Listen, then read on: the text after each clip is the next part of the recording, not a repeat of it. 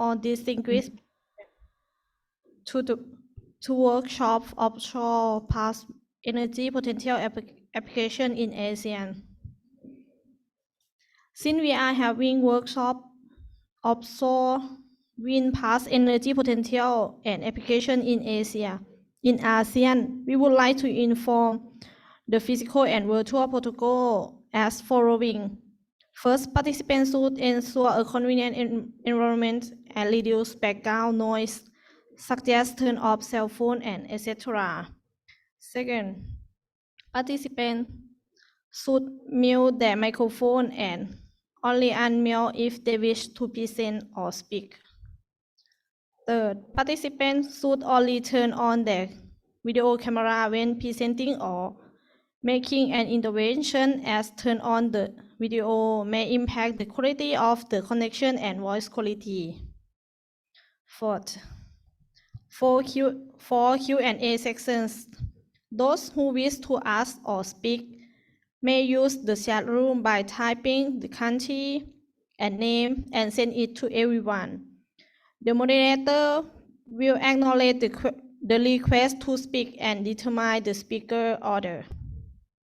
Once the moderator acknowledges, they may turn on the video. Only unmute the microphone once you are called by the moderator to speak. So, to official welcome on distinguished participants, may I now invite Mr. Kaman Sopraser, Deputy Director, Department of Energy Efficiency and Promotion, Ministry of Energy and Mines, Lao PDR, to deliver an opening remark, please.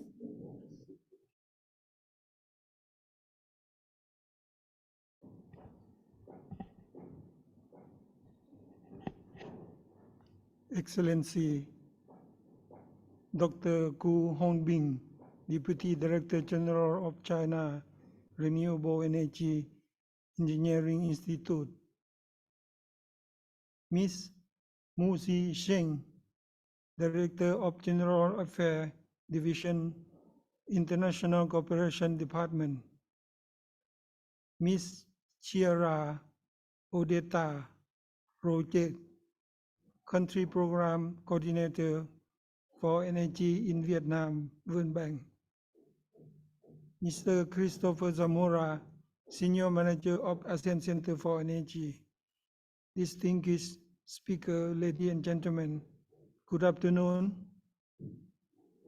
Distinguished guests and esteemed participants, on behalf of the Ministry of Energy and Mines, Lao PDR, I extend a warm welcome to each of you to this workshop of offshore wind energy potential in application in ASEAN. As we gather here today, it's important to recognize the vast potential that exists within the ASEAN region for wind energy development. However, to date, only 2.7 gigawatts of wind energy capacity has been installed, representing the small fraction of the over 1,000 gigawatt potential capacity. It is essential that we work together to leverage the existing technologies such as low wind speed turbine and develop offshore wind farm to significantly support ASEAN in achieving 23% offshore wind farm, to significant support ASEAN in the achieving the 23% renewable energy share of the total primary energy supply by 2025. Excellency, ladies and gentlemen, in Lao PDR, we have taken concrete steps toward achieving the goal through various renewable energy projects, including the Nam Nhiep 1 hydropower project and the Nam Ngum 3 solar power project. While they acknowledge the challenge involved in developing wind energy, particularly offshore wind, we remain steadfast in the commitment to finding solution and realizing the full potential of this energy issue. This workshop is important opportunity to bring together government official, project developer and investor to facilitate knowledge sharing, identify promising sites and resolve existing conflict by working collaboratively. We can develop innovative solutions to the complex issues associated with offshore wind energy development. Ladies and gentlemen, before we begin our discussion, allow me to thank all experts from China Renewable Energy Engineering Institute, ASEAN Center for Energy, Global Wind Energy Council, the World Bank, Vietnam Electricity, and DEDE Thailand for joining us today and share their valuable knowledge and experience to us. I want to extend my appreciation also to the staff of ASEAN Center for Energy who make this event in reality. Also, I want to express my gratitude for all participants of this workshop. I am confident that our discussion over the next hour will yield valuable insight, innovative solution, and practical idea to advance the development of offshore wind energy in ASEAN. Thank you again for your presence, and I look forward to a productive and fruitful workshop. Thank you.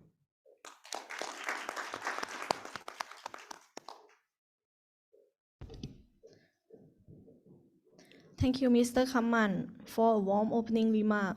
Next, I would like to invite Mr. Christopher G. Samara, Senior Manager of ASEAN Center for Energy, to deliver an opening remark, please. Thank you, Ms. MC. Excellencies, Mr. Kaman Supershort, Deputy Director General from the Department of Energy Efficiency and Promotion of the Ministry of Energy and Mines, Lao PDR. Dr. Gu Hongbin, Deputy Director General of China Renewable Energy Engineering Institute, CREI. Ms. Muzi Zhang, Director of General Affairs Division from the International Cooperation Department, CREI. Ms. Chara Odeta Rugate, Country Program Coordinator for Energy in Vietnam from World Bank. Mr. Mohammad Irwan Misran, the Deputy Undersecretary for Renewable Energy, Ministry of Natural Resources, Environment and Climate Change from Malaysia. Distinguished speakers, RESSN focal points, representative from the ASEAN Secretariat, ladies and gentlemen. Good afternoon. It is my great pleasure to welcome you all to the workshop on offshore wind plus energy potential and applications in ASEAN, co-hosted by the ASEAN Center for Energy and the Ministry of Energy and Mines of Lao PDR. As we are all aware, ASEAN is blessed with abundant wind resources, but unfortunately, most of this potential remains untapped. With only 2.7 gigawatt installed capacity as of 2020, compared to over 1,000 gigawatt potential capacity. However, the situation could change soon with the help of existing technologies such as low wind speed turbines, which can significantly support ASEAN in achieving the 23% renewable energy share to the total primary energy supply by 2025. Moreover, ASEAN possesses great offshore potential, which could offer more stable power generation during peak load. Developing wind farm is technically more complex and requires more intensive capital than solar development. From logistics to maintenance, the process involves many challenges, particularly in offshore wind farm constructions and maintenance, which are placed in harsher and extreme conditions. Nevertheless, we firmly believe that the benefits of offshore wind energy far outweigh the challenges. Excellencies, ladies and gentlemen, in light of this, we have gathered an esteemed list of speakers from China Renewable Energy Engineering Institute, CREI, the ASEAN Center for Energy, ACE, Global Wind Energy Council, GWEC, the World Bank, Vietnam Electricity, EVN, and DD of Thailand, who will share their expertise, knowledge, and best practices on offshore wind energy in ASEAN. Throughout this workshop, we will explore the offshore wind potential in ASEAN, gather inputs from member states on their priorities for offshore wind development, and introduce the concept of offshore wind plus applications through case studies and best practices from around the world. We will also discuss grid management solutions for offshore wind projects with a view to improving their reliability and mitigating any potential adverse consequences to the marine environment. Thus, to result with the tangible solutions for the development of offshore wind energy in ASEAN, I encourage each and every one of you to actively participate in this workshop and contribute your valuable insights to the discussion that follow. Together, we can work towards a sustainable future for ASEAN through the development of offshore wind energy. Once again, thank you for joining us today, and we wish you all a productive and engaging workshop. This statement is delivered on behalf of Dr. Nuki Agia-Utama, the Executive Director of the ASEAN Center for Energy. Thank you very much for listening.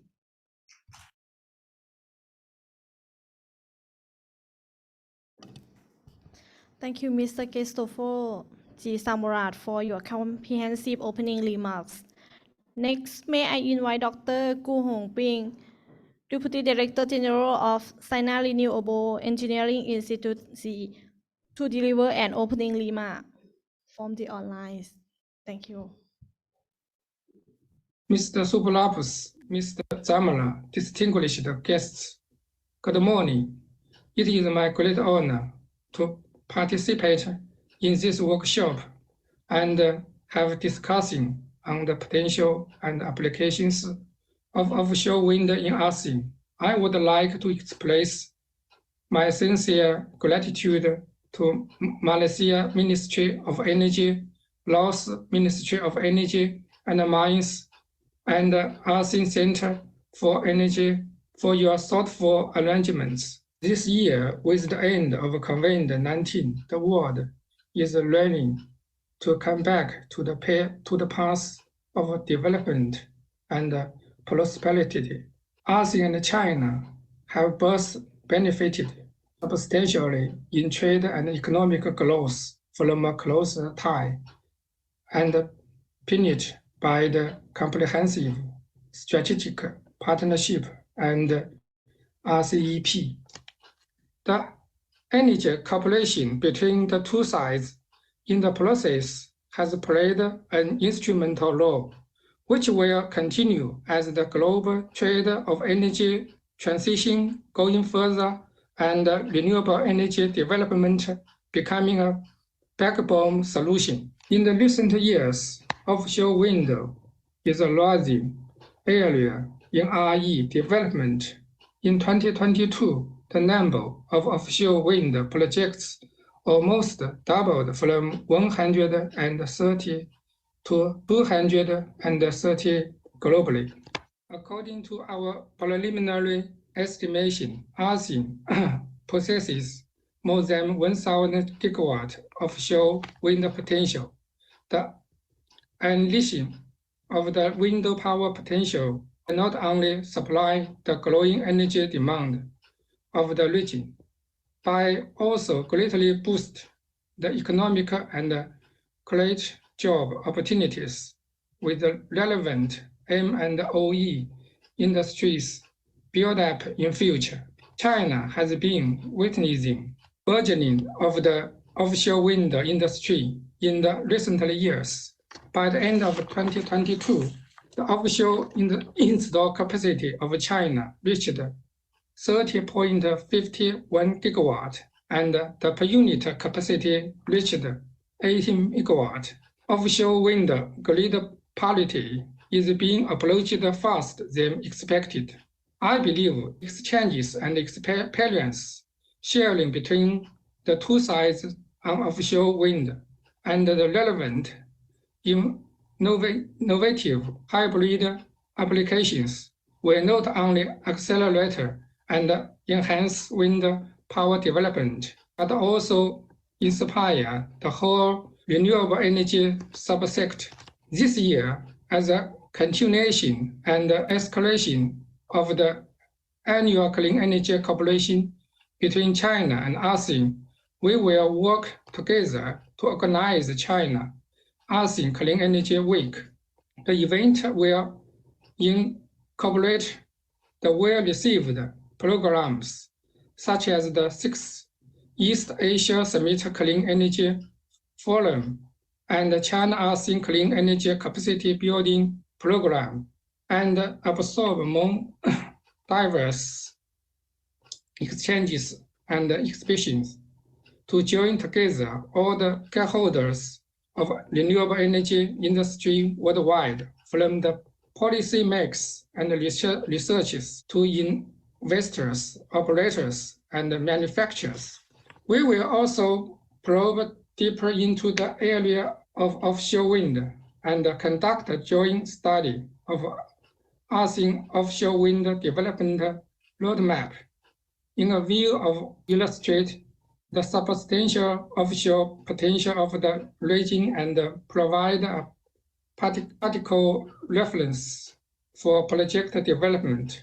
Ladies and gentlemen, both ASEAN and China are blessed with abundant renewable energy resources and have taken active steps to forward energy transition and develop renewable energy.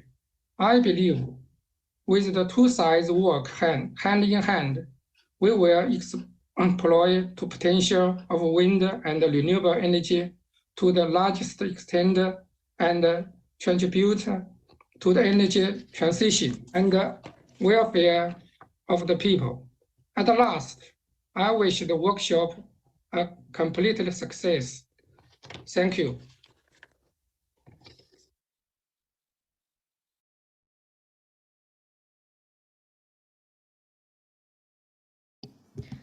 Thank you, Dr. Gu Hongping, for your comprehensive opening remarks. Distinguished participants, ladies and gentlemen, I would like to invite all participants to join us the group photo section. For delegation who present from Zoom link, could you activate the Zoom camera so could take all the photo, please? So that, may I invite Mr. Seaman to on the floor and all the participants on the floor for take photo. Thank you.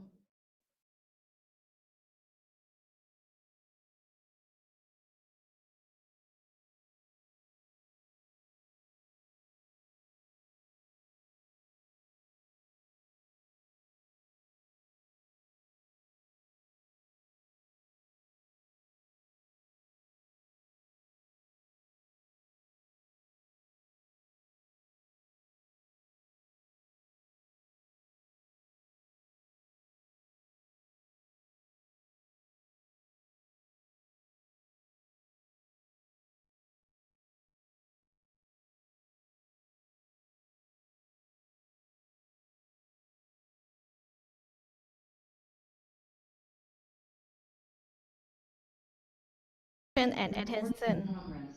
For now, we're going to overview of workshop activity. For the workshop activity, we have divided it into 3 sections as the agenda solving.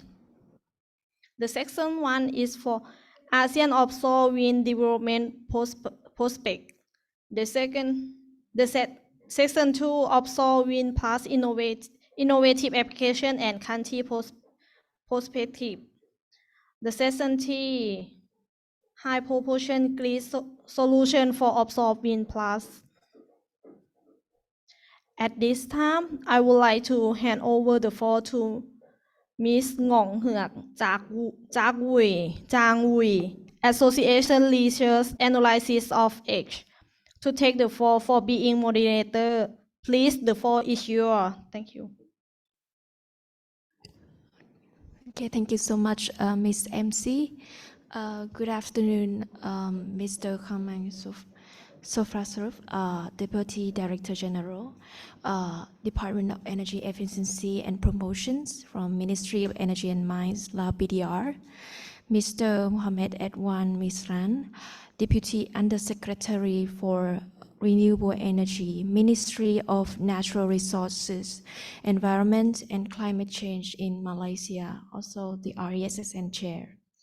Mr. Christopher Giamora, Senior Managers of ASEAN Center for Energy. And joining with us today online is Dr. Gu Hongmin, Deputy Director General of China Renewable Energy Engineering Institute. And good afternoon, RESSN focal points, distinguished guests, excellencies, and ladies and gentlemen. It is my honor to be here to be the moderator of the first sections of the workshop today about offshore wind plus energy potentials and applications in ASEAN. My name is Dang Apung Wu. I am Associate Research Analyst of ACE. In the first sections, we will listen to presentations and perspectives from 3 distinguished guest speakers. So please keep in mind that each presentations will last approximately 10 minutes. And after that, we will have a Q&A sections. For all the offline and online participants, please feel free to reserve your questions until the end of all presentations. And for online participants, please feel free to type your questions on the chat box so the operator can send to me and the speakers the questions. So first, I would just run through the agenda for the first sections today. The first presentations will be from Ms. Monica Medapawati, research analyst from ACE, about the regional wind updates and about the ASEAN offshore winds prospective projects, also known as A Wind Offshore Plus. The second sections will be delivered by Ms. Liming Kwao from Global Wind Energy Council. She will deliver to us online about the regional wind updates and needed actions to accelerate offshore wind development in ASEAN. The third presentations will be from Ms. Muzi Jiang, Director of General Affairs Divisions, International Cooperations Department of China Renewable Energy Engineering Institute, about the offshore winds development experience of China and reference for ASEAN. And the fourth presentations of the first sections will be delivered by Mr. Dario Quaranta, Senior Operations Officers in the Philippines from International Finance Corporations, IFC, from World Bank. He will present online about the opportunities and financings for offshore winds development in ASEAN. So first, I would like to give the floor back to Ms. Monica Medapawati, Research Analyst of ACE, to deliver the first presentations. Ms. Monica, the floor is yours. Thank you, Ms. Zhang Fu, for the kind introduction. May I check if am I audible? Yes, we can hear your voice clearly. Thank you. Honorable delegates, RESSN focal points from the 10 ASEAN member states and experts. Hello, my name is Monica Merdekawati, a researcher of Sustainable and Renewable Energy Department of ASEAN Center for Energy. It is such a pleasure for me to be part of this important meeting and to also present this important topic about the ASEAN offshore wind prospective projects for the next 10 minutes. Next slide, please. So it might be a repetition, but allow me to start by briefly introducing again to our public participants. ACE is an international organization under the purview of ASEAN Secretariat that represents the 10 ASEAN member states' interests in the energy sector. ACE has three main roles as think tank, energy data, and knowledge hub. And also Catalyst. Our main mission is to support the implementation of the APIC in achieving the energy security, affordability, accessibility, and sustainability for all. Please do check our website for more latest study on the renewable energy development. Next slide, please. APIC is the regional blueprint for the energy cooperation in the framework of the ASEAN Economic Community. It has 7 program areas as presented here, and our primary goal with this meeting also is to enhance the energy connectivity and market integration through higher renewable energy development in ASEAN. Next slide, please. Now, I would like to introduce the A-Wind Offshore Plus. This is the extension of the A-Wind that launched in the 5th East Asia Summit 2021. The purpose is to fully untap the regional wind resources by providing technical potential information of onshore and offshore wind and policy recommendations to tackle fundamental challenges in wind energy development. We want to address challenges related to the high risk perception due to complex technical requirements and also intensive capital costs, lack of facilitation platform between government and investors, underdeveloped wind resources, as already mentioned by the remarks from Mr. Chris, and also unclear regulatory frameworks. We will see later in the next few slides. And insufficient incentive, to be exact, we want to understand the advantage of this offshore wind, hence why it should be incentivized more in comparison to the onshore alternative. And the preliminary findings and investment facilitation will be reported in the China ASEAN Clean Energy Week 2023, which scheduled for the 18th until 27 September 2023. Next slide, please. This study will extend the high quality existing research that has been carried out by the World Bank and ESMAP on 3 countries, Vietnam, the Philippines, and Indonesia. We are starting from other available public resources too. Then we will identify technically exploitable offshore wind sites by considering different factors such as biodiversity, bathymetry, distance to the closest national grid, military area, marine traffic, fishing map, and etc. We also evaluate the existing policy environment and stakeholders' role. And the preliminary finding from these 2 components will be discussed briefly in this presentation. From these 2, we will do pre-feasibility assessment on selected sites and use it for the reference in the investment facilitation. Next slide, please. So yeah, starting from Vietnam, the World Bank and ESMAP have identified the 261 gigawatt offshore potential from a fixed platform and also 338 gigawatt from floating, spreading quite uniformly throughout the coast of Vietnam, from the north near the Hanoi and also to the south near the Ho Chi Minh City. This great potential also located on the near shore or intertidal area, indicating potential cost savings for simpler foundation works. And on the right side is the status of the offshore wind development. So far, 138 sites are identified, and amongst them, 29 are already in operation or commissioned between 2021 until now. They are located mostly on the southern part of the Vietnam here. Next slide, please. Here we try to extend the observation to the other locations way up to the north of Vietnam. Our preliminary identification found 3 potential sites in 3 different provinces, in Vientiane province, Ninh Thuan, and also Binh Thuan provinces. We found the wind speed ranges from 9 to around 11 meters per second, with the sea depth less than 50 meters, or good for the fixed foundation platform. We found these sites by considering 6 main components on the upper right side, which is the one that I have mentioned before about the wind speed, the location to the transmission.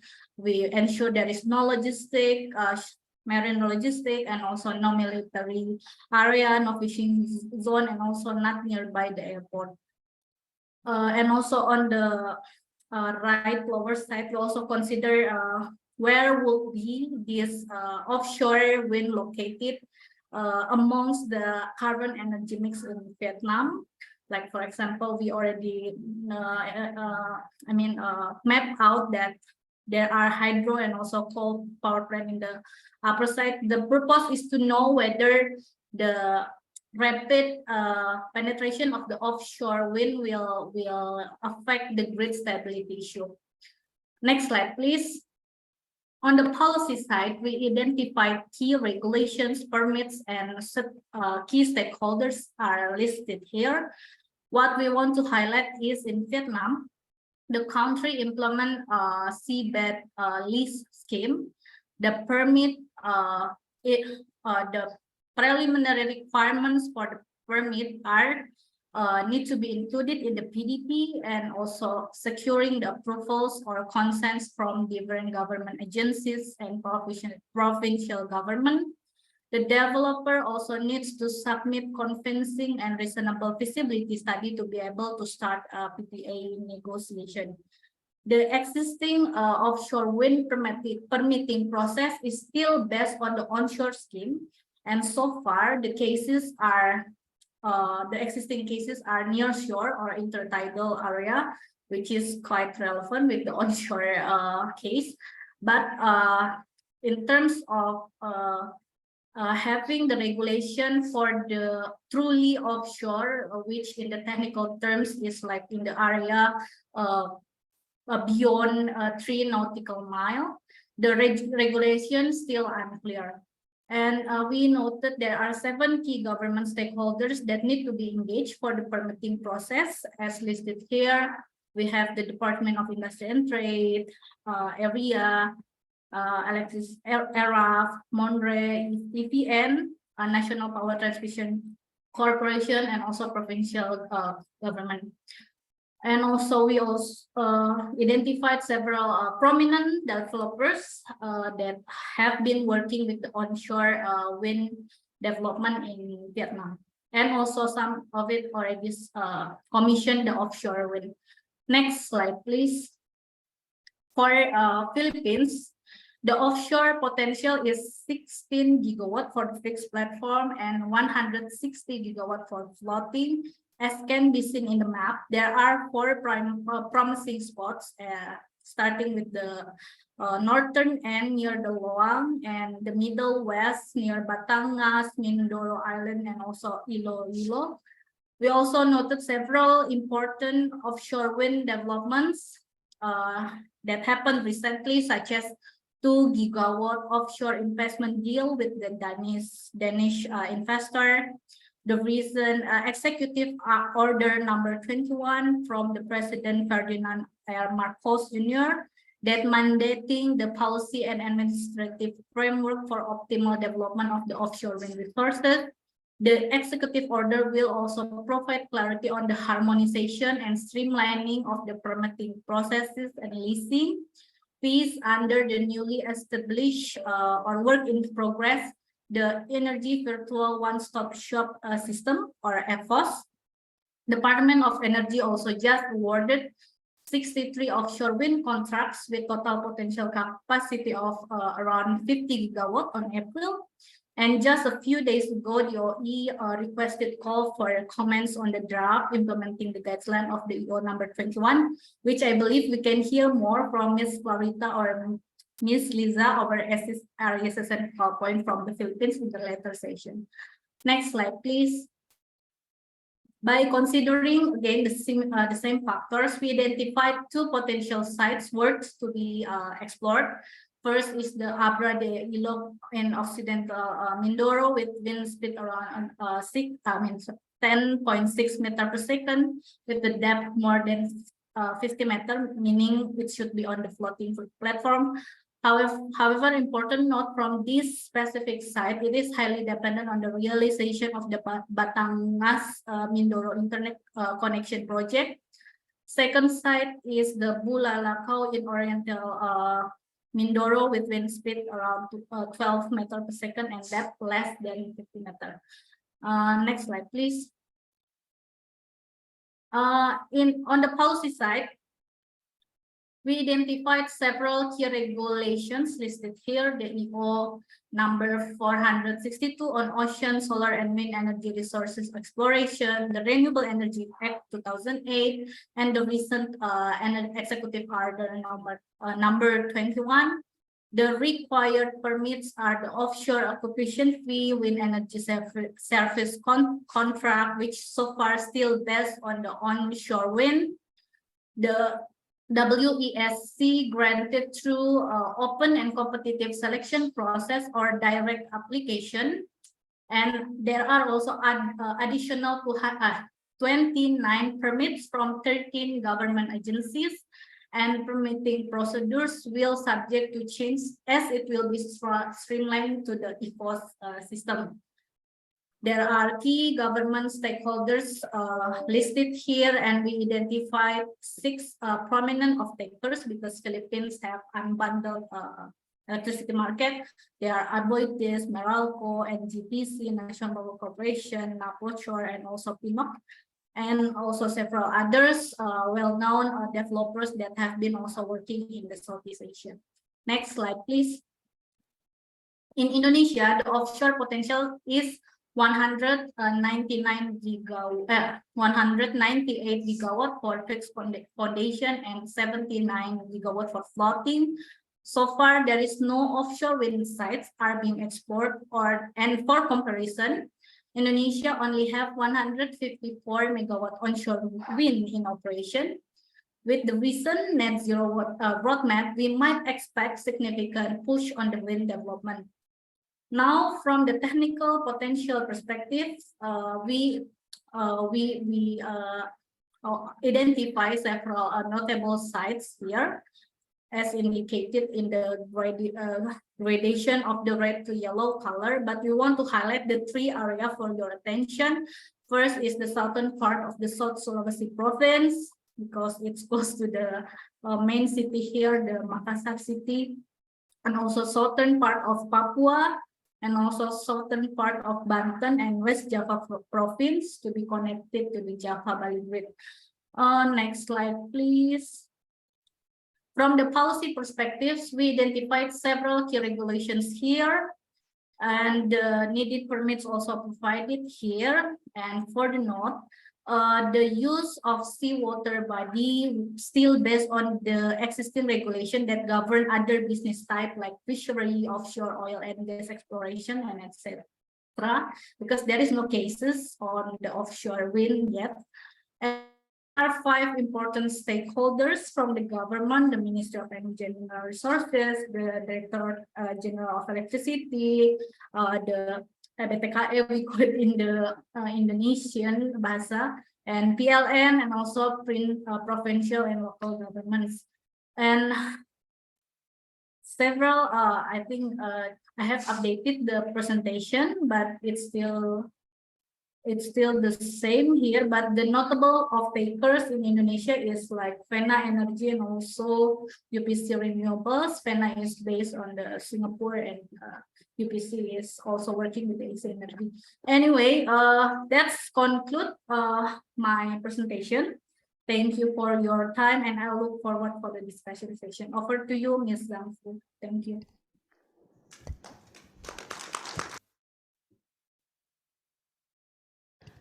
Thank you so much, Ms. Monica, for your very insightful information about potential wind site in ASEAN and some of the key identifications of the policies and stakeholders, and also some insights about the potential offshore winds development in 3 countries: Vietnam, the Philippines, and Indonesia. Next, I would like to invite Ms. Ni Minh Quao, the head of ASEAN at Global Wind Energy Council, who will present virtually today to deliver the presentations, regional wind updates, and needed actions to accelerate offshore wind development in ASEAN. Ms. Li Ming, the floor is yours. Thank you. Thank you, Wu. Thank you for having me today. Can I have my slides up?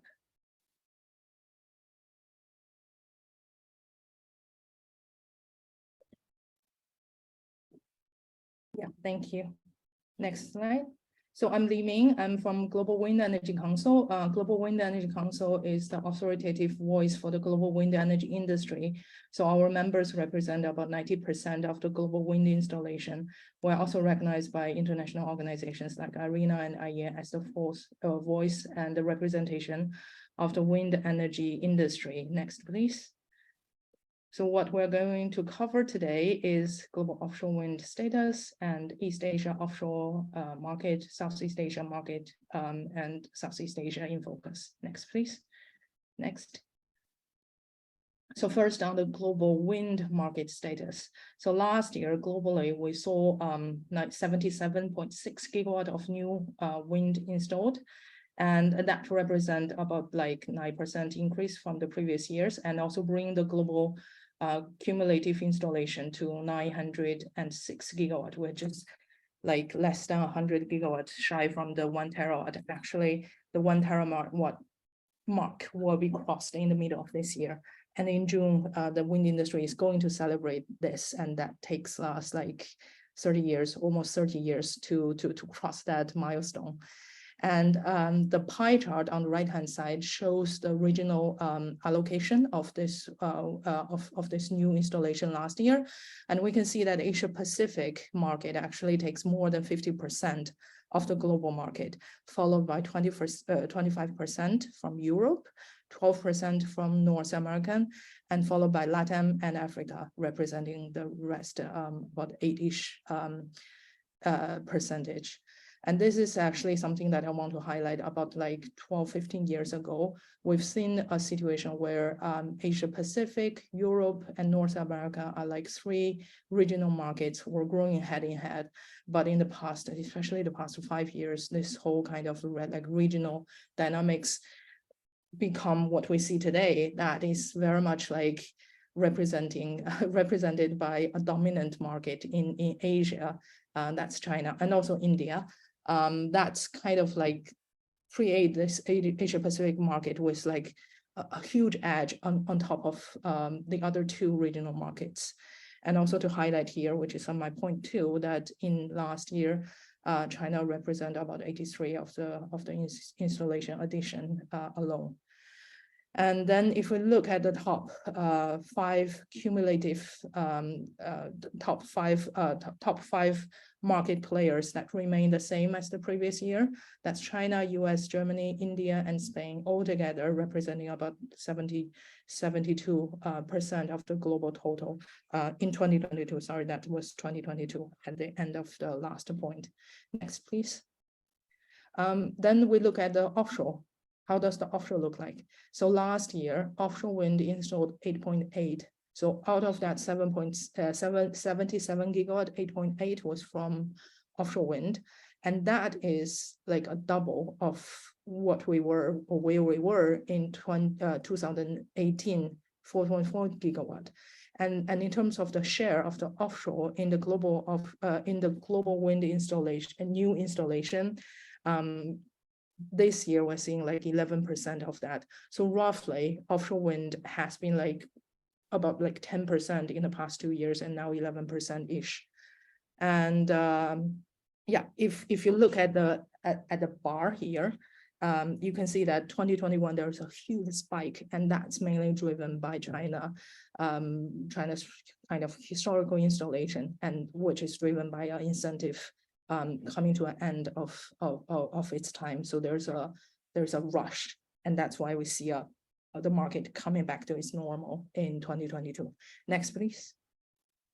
Then if we look at the offshore wind by country, the top bar shows the kind of like global leaders or of the 8.8, who are they, of the new installation in 2022.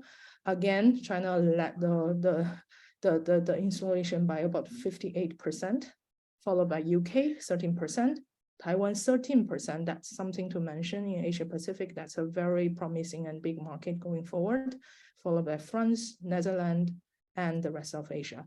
US last year doesn't really have significant installation, but there are lots of like awarded projects took place last year, which will come online in the next few years. And if we look at the bottom pie, that's the cumulative installation. So far, the cumulative installation for offshore is 64 gigawatt. And again, 49% is by China, followed by UK. Historically, that has been the global like leader for the offshore before China took the first place, and followed by Germany, Netherlands, Denmark, and the rest of the world, representing about 9%.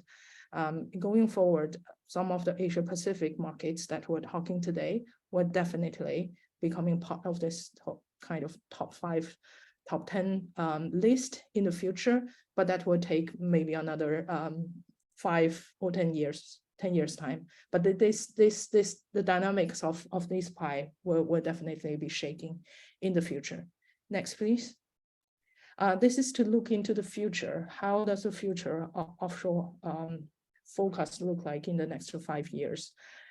So if we look at this by region, Asia Pacific will again be led by China. 69 gigawatt will be added over the 5-year period, followed by Taiwan, 6.9 gigawatt, South Korea, and Vietnam and Japan. A lot of like this also depending on the policy framework, how it will really look like in, for example, South Korea, in Vietnam, and in Japan. That will fundamentally decide whether this will really happen. And in Europe, another 37 gigawatt will be added, and majority or the bulk of that will be coming from the UK. And another thing to mention is that 15 gigawatt will be coming from US. So the North American will be catching up really fast in the next 5 years. Next, please. Next. So next we are going, before we go into Southeast Asia, I think Monica already gave us a really nice overview of the Southeast Asia market. But before we do that, let's look at the East Asia and Southeast Asia, the Asia Pacific as a whole, without China, because I think today there are audience coming from China who will cover China really nicely. So this is to talk about the rest of Asia. And in rest of Asia, we naturally see 2 segments of markets. One is the East Asia markets that's composed of Japan, Korea, and Taiwan. These 3 East Asia markets, and we call it the more mature market. And this market is mature in a sense that on one hand, it all has like relatively mature kind of renewable energy development framework, and it all has its like onshore wind developed, solar developed, and on the other hand, it all have a very solid kind of like offshore wind target. In Taiwan, we have 15.5 gigawatt target by 2035. In Japan, 10 gigawatt by 2030, 30 to 45 gigawatt by 2040, which is by far the biggest national target that we've seen on the table, and 14.3 gigawatt by 2030 for South Korea. And all these 3 countries with the target also have certain policy framework in place. Taiwan have everything already in place, and everything is very much on track, and delivering 15.5 gigawatt by 2035 shouldn't be an issue. Japan and Korea are still in the early and initial phase are kind of ironing out some of the different challenges on the whole permitting processes, the auction design, the auction rules. But overall, comparing with the Southeast Asia or the ASEAN market, they are relatively there in terms of the target, the bigger framework. So that's what we meant by this is relatively mature and dealing with a set of like further issues on delivering the targets. But if we look at Southeast Asia, we currently, for the industry, we're mainly talking about Vietnam and the Philippines, these two markets. Indonesia is indeed, as Monica showed on the previous slides, has great potential, has lots of like really good wind sites. But given that it's onshore, it's untapped, haven't really been seriously developed, and also lots of other challenges on the mismatch between the sites and the grid and lots of things. We see Indonesia may be on a market that will take longer time to become like something like Vietnam and Philippines, like we're talking today. So the next few slides will talk about the Southeast Asia, these two markets in more details. But before moving on, I think there's another thing that we want to mention, which is also something that we as the industry association has been observing on a regional level.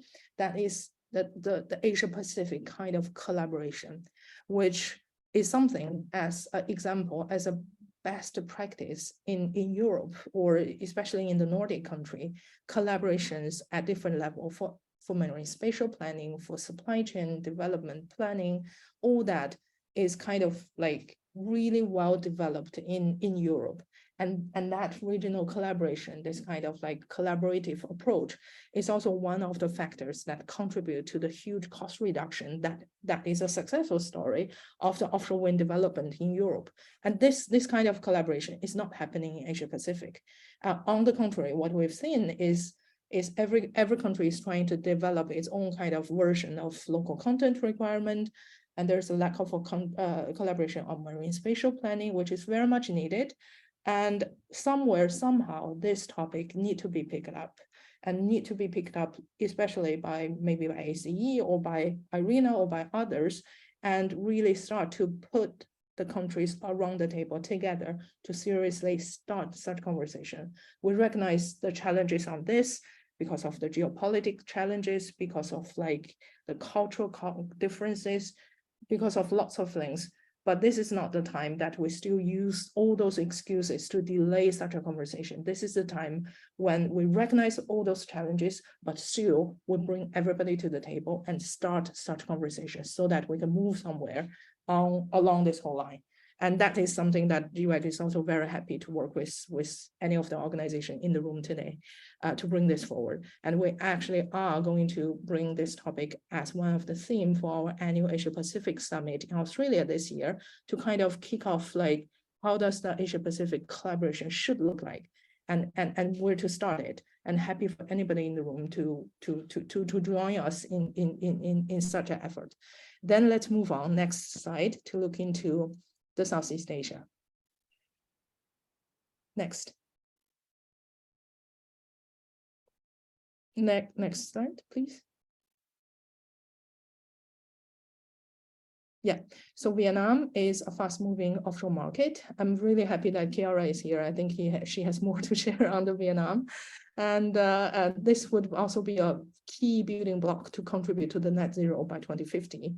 And what we've seen is that in the PDP-8, our development plan, the government is proposing an 8 to 10 gigawatt of offshore wind target, more likely 7 gigawatt by 2030. And this is a significant volume. And lots of like developers has been like setting up their offices in the past 2 years and waiting for things to happen. Next, please. Then it comes to the challenges. And a lot of the challenges, a lot of the challenges is, like we said, lack of a route to market from 0 gigawatt now to 7 gigawatt by 2030. And what we've seen in the market that is also something that we're advocating for is a holistic policy planning process, which is a holistic introduction of the MSP, leasing, permitting, and off-taker mechanism all together by the government with deep understanding of all these four building blocks and the understanding of the sequential implication of introducing them in a holistic way. That's what we're talking about. And that's what we are very much working with the industry and the government to push for. Number 1, 2, and 5 on this list is all about that. And the World Bank, Chiara, the team are also working on all this. Everybody's contributing to that whole process. Then the bankability and the grid is other issues that very much related. Next, please. Philippines, I'm not going to go through this. I think Monica covered this nicely. But in terms of the challenge, it's the same. That whole holistic policy planning process is, again, what we're advocating for in the Philippines. But Philippines has moved ahead with the service contract, with leasing price already out, the MSP and other auction and other pieces already being kind of developed there. So now it's just a wrapping process to put everything all together into the process. So that's kind of where we are. I think it's there are also like Philippine presentation later that will go into more details on this. I think I'm using all my time, so I'll give the floor back to the moderator. Thank you. Thank you.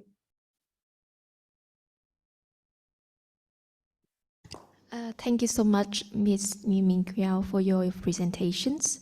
So after the presentations of Ms. Li Ming, we can see that she has presented some of the key trends and the status of the global scale of offshore wind development. And compared to the international market, we can see that there is one ASEAN member state that is among one of the key contributors of offshore wind development, that is Vietnam. And in the presentations, Ms. Li Ming also showed that there are two prominent ASEAN member states that are potentials in developing offshore winds, that is Vietnam and Philippines. And she also highlights some of the key problems that still persist, such as some issues related to regulatory, coherent and transparent framework, planning and targets, financing issue, marine node spatial planning, or grid transmissions and distributions. So thank you so much for your presentations, Ms. Li Ming, once again. And now I would like to move on to the third presentations of the first sections today, delivered by Ms. Muzi Jiang, Director of General Affairs Divisions, International Cooperation Department from China Renewable Energy Engineering Institute. Ms. Muzi, the floor is yours now. Thank you, Ms. Zhang, and honorable chairs, Mr.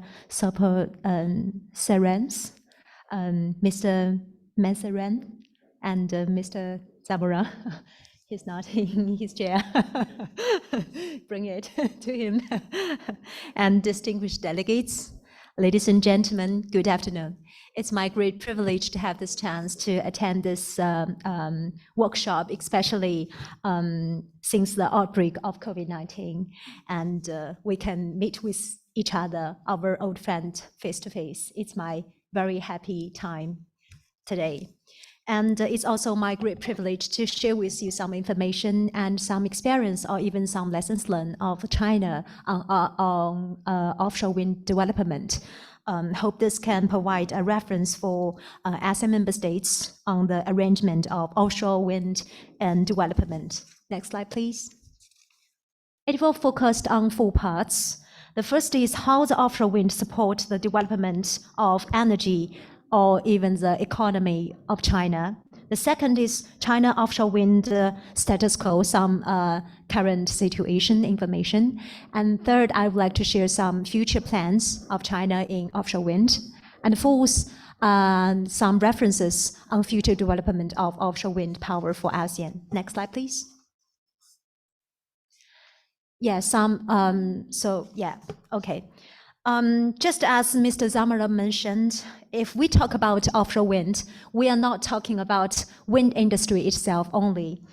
We will face with complicated maritime environment, long distance cable transmission, military and national defense requirement, navigation and maritime traffic requirement, maritime fishery, and so on. A lot of challenges that we need to face, which are much more complicated than the onshore one or even the other renewable energy. But why so many countries take importance on offshore wind and the installed capacity is dramatically grows these years? One of the important reasons is it's close to the load center and favorable for local consumption. So that is why under the target requirement of carbon neutrality, offshore wind is selected with no doubt by the coastal provincial of China. If you're familiar with China's map, you can find out that China has 80,000 kilometers mainland coastal lines with abundant wind energy resources of high quality. And in the coastal area of China, the annual mean wind velocity in 100 meters above the surface level mostly is between 6 meters per second to 11 meters per second. And the second reason why offshore wind is being selected so much by the provincial cities is because it can also bring maritime economy development comprehensively to the cities and the provinces. Next slide, please. So that is the significant importance of offshore wind for the development, not only the energy, but also the economy. So first, as we all know, it can provide green electricity to the countries. And second is because of the rock island effect, it can build it as aqua farm, and a lot of animals can be burned there. And third is that the industry chain can gather together in one place, bring more tax to the cities or provinces. So like the manufacturing, shipbuilding, port industry, and so on. So the industry chain can be assembly in one place and diffuse in the near cities. Next slide, please. So this part, I'd like to share some information of China's offshore wind status quo. Next slide, thank you. So at the end of 2020, the offshore wind capacity in China reached about more than 30 gigawatts, approximately 8.3 of the total. The increased grid connected capacity was about 5 gigawatts, and the grid connected projects are basically in coastal water. And on the left-hand side, we can find out the great connected capacity of offshore wind in different regions, different provinces, and the rank of the provinces with almost the same trend of the range of the rate of the economic development. On the right-hand side, we can figure out that the offshore wind industry in China development is not only built in one day. Actually, we take 10 years for the incubation of the industry, of the whole industry, and the accumulation industry time for the whole industry. And during this 10 years, we know that the experience was accumulated, and of course, the manufacturing cost is declined dramatically. So during the 2050 to 2020, which is the 13th five-year plan, and the offshore wind is the experience is accumulated mostly during this area. And in 2021, just as Monica mentioned, the China's offshore wind development has booming significantly. Next slide, please. And the second information I'd like to share with you is about the engineering investment cost is declined gradually. On the left-hand side is the coastal water wind farm. The share of the cost of the engineering cost engineering investment cost. And on the right-hand side, there is the deep water wind farm share of the investment cost. We can find out that compared to the coastal water one, the deep water wind farm is higher of the share on the submarine cable and the substation construction. And right now in China, the cost of coastal water wind farm is 10,000 to 13,000 RMB per kilowatt, which is equal to 1,440 to 1,877. And for the deep water wind farm, which is the cost is 20,000 to 50,000 RMB.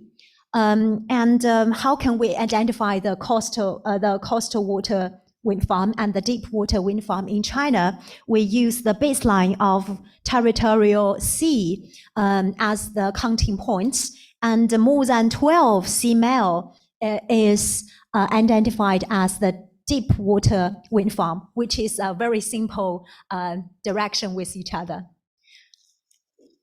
And with the voltage-sourced converter-based HVDC, the transmission ability is increased dramatically. But of course, you can see that also the cost is also increased very much. And the floating wind farm right now, the cost is 23,000 to 30,000. I think this number can take a references for all our member states for the development or arrangement on offshore wind industry. Next slide, please. The third I'd like to share with you is about the industry chain, which is also very important. The first is the enterprises of industry chain. So we have, and this industry chain is dramatically assembled in the just as I mentioned, the coastal provinces like Jiangsu, Guangdong, and Fujian province, which is also one of the most important markets in China. And the second is the offshore wind operation and maintenance, which is very, very much important. With the large offshore wind development market, the operation and maintenance also in China is at an early stage, but we accumulate the experience and cost data very much. So here I would like to share one number of you on the operation and maintenance. The same install capacity, but two different developers. One with rich operation and maintenance experience, one lack of experience. The net benefit is double than the second one, which means that the OMM cost is half of the second one. If the install capacity is 1,000 megawatt, the benefit will be 100 billion differences RMB. So you can find out that how important are operation and maintenance in offshore wind industry construction. The second is the main equipment of wind turbines. China has 8,000 to 10,000 megawatt manufacturing capacity ability in every year, and a lot of company is joining this industry chain, and each of the company has their different ability to solve different solutions, such kind of Mingyang or and Sanyi, they specifically focused on some like typhoon area solution to provide specific turbines to solve typhoon problems. So we also have a lot of different turbines manufacturing companies in China. And the third one is the construction capacity, which means that the vessels, China has commissioned more than 40 floating carriage vessels for foundation construction, And there are more than 60 wind turbines installed vessels under service or construction, and build the installed chain that installed capacity of 10,000 megawatt annually. Next slide, please. And among the global top 15 wind turbine manufactured by new installed capacity in 2021, 10 were Chinese enterprises with a total market share about 53%, 53.4% of globally, but also it's globally, but more than half is China's domestic markets. But just as I mentioned that different company has their different technical way, different solution to solve different maritime situation. Next slide, please. Here I'd like to share with you some breakthroughs in offshore wind power technologies. The first is the big turbine. So in China, the main manufacturing single capacity is 11 megawatt. This has already achieved mass application, and wind turbines of 60 to 80 megawatt from Goldwind, Haizhuang, also put into service. So it will come into larger and larger for single capacity of the manufacturing. And the second one is the increasingly improved technology of offshore wind substation. As you may know, that substation is one of the most advanced technical advanced sector in offshore wind construction. So this is a very important one. And the third is the continuous innovation in foundation construction and installation technology. And right now, the deep water floating wind power platform has been launched to provide power to offshore oil and gas platform in, I think it's in Guangdong province. And also in Hainan province, the world's largest commercial floating offshore wind power project of 1,000 megawatt, the wind farm has been commenced. So a lot of experimental offshore wind application is using in China these days. Next slide, please. So this picture, I'd like to share with you some milestones of offshore wind industry in China. And to summarize the experience of China, what we learn on the offshore wind industry arrangement, the first is the demonstration project, which is much more important to figure out from both the government side and also the company side to figure out appropriate price for the big market utilization. And the second is the incubation of industry chain, which is also very important because it can serve the ability on the installation of the market installation requirement. And the third is the urging the market into grid parity. As you may see that in the right-hand side, in December 2022, China's largest grid parity offshore wind farm was constructed and put into operation in the sea areas of Shanwei City, Guangdong province. And this is also put urgent to the manufacturing and also the construction company into the innovation and quickly decline their cost and quickly go to increase their technical into advanced one. Next slide, please. Next slide, please. Thank you. So I will not take so much time on the futures trend of China's offshore wind market, but one information I'd like to share is by the end of 2025, the offshore wind installed capacity will be 50 gigawatt in the 14th five-year plan, and it will more focused on the deep water wind farm area, which has not so many complex and the less restrictive factors for the offshore wind development. So that is the future of China's offshore wind development trend. Next slide, please.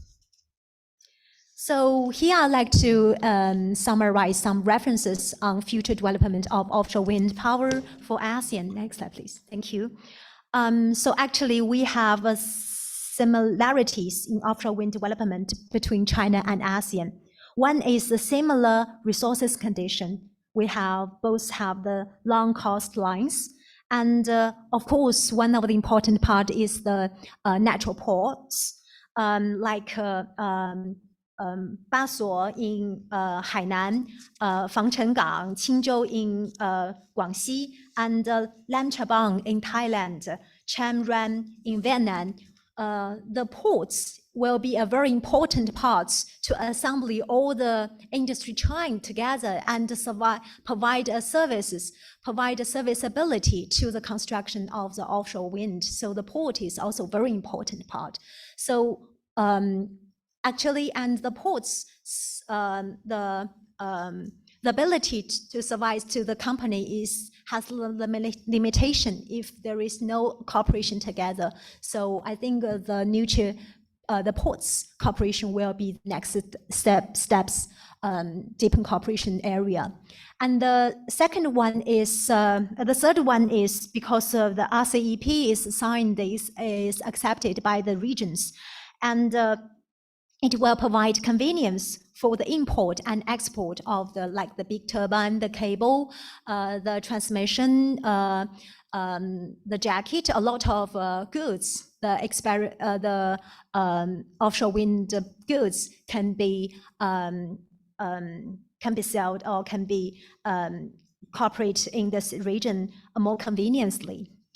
And the second is the similar geographic climate. The first one is the typical monsoon climate, like in China's Guangdong, Fujian, Guangxi, and Hainan provinces. The situation is almost the same, like the Philippines and Vietnam areas. So actually, we meet with the same typical climate.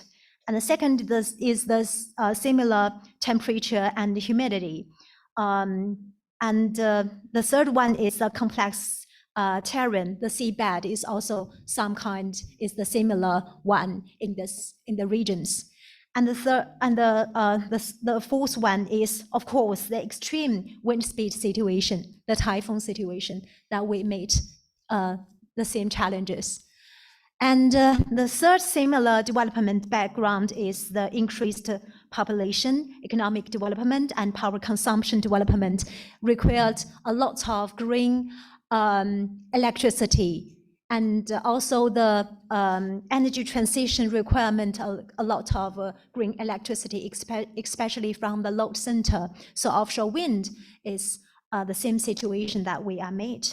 And if we conclusion in one sentences is that we meet with the same challenges and can support each other very well. Like just as I mentioned, the construct the industry chain together and operation and maintenance ability together. Next slide, please. So some references for ASEAN. So the first one is also being mentioned by Monica and our Deputy Director, Dr. Gu Hongbin, is this year we will join together to write a report of the ASEAN offshore wind development roadmap, which will focus on 4 parts. The first is we would like to figure out the endowment of this area. Not only, so as we know that a lot of researchers has already do the research of the endowment in this area, but we would like to identify the timeline. How long will we can take time into the development of this endowment, and how much that we should prepare for the development of this area. And the second one is the identify the developable resources, avoid the complexity area together. Just as we mentioned, the environmental protection issue, the maritime traffic issue, a lot of issues that we need to face with each other, face with the challenge together. The third, just as I mentioned, is the timeline. Is we would like to release a clear signal and information to the market, and help the market to have the confidence to invest in this in our region's offshore wind industry. So that is why I said that the demonstration project is very important, because follow the experience of China, demonstration project also release a very clear signal to the market.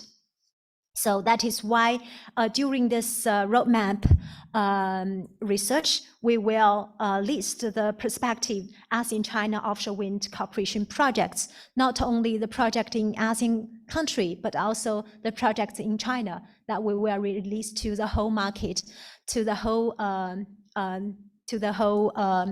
investment market, that this area and this list projects that can be invested in a very early stage or in a very near future. And the second is the national and local offshore wind development plans, because all these demonstration projects or project list that we need to meet the requirement of the provincial, of the local requirement, have the balance between the local development and the offshore wind development. So we need to identify the industry gap between the industry chain and the development requirement. We need to figure out that which kind of industry should we build together, or kind of like just I mentioned, the port and some substation or some construction ability that we should cooperation together. And after the arranging information and knowledge of offshore wind market, I have a very self-confidence that the booming time of ASEAN offshore wind industry will come in very soon. And based on the experience of China, we take more than 10 years for the accumulation of offshore wind industry. But I think in ASEAN, because of the cost is declined dramatically already, so you have also a very good window period to go into the market, and we'll have a booming future. Thank you so very much.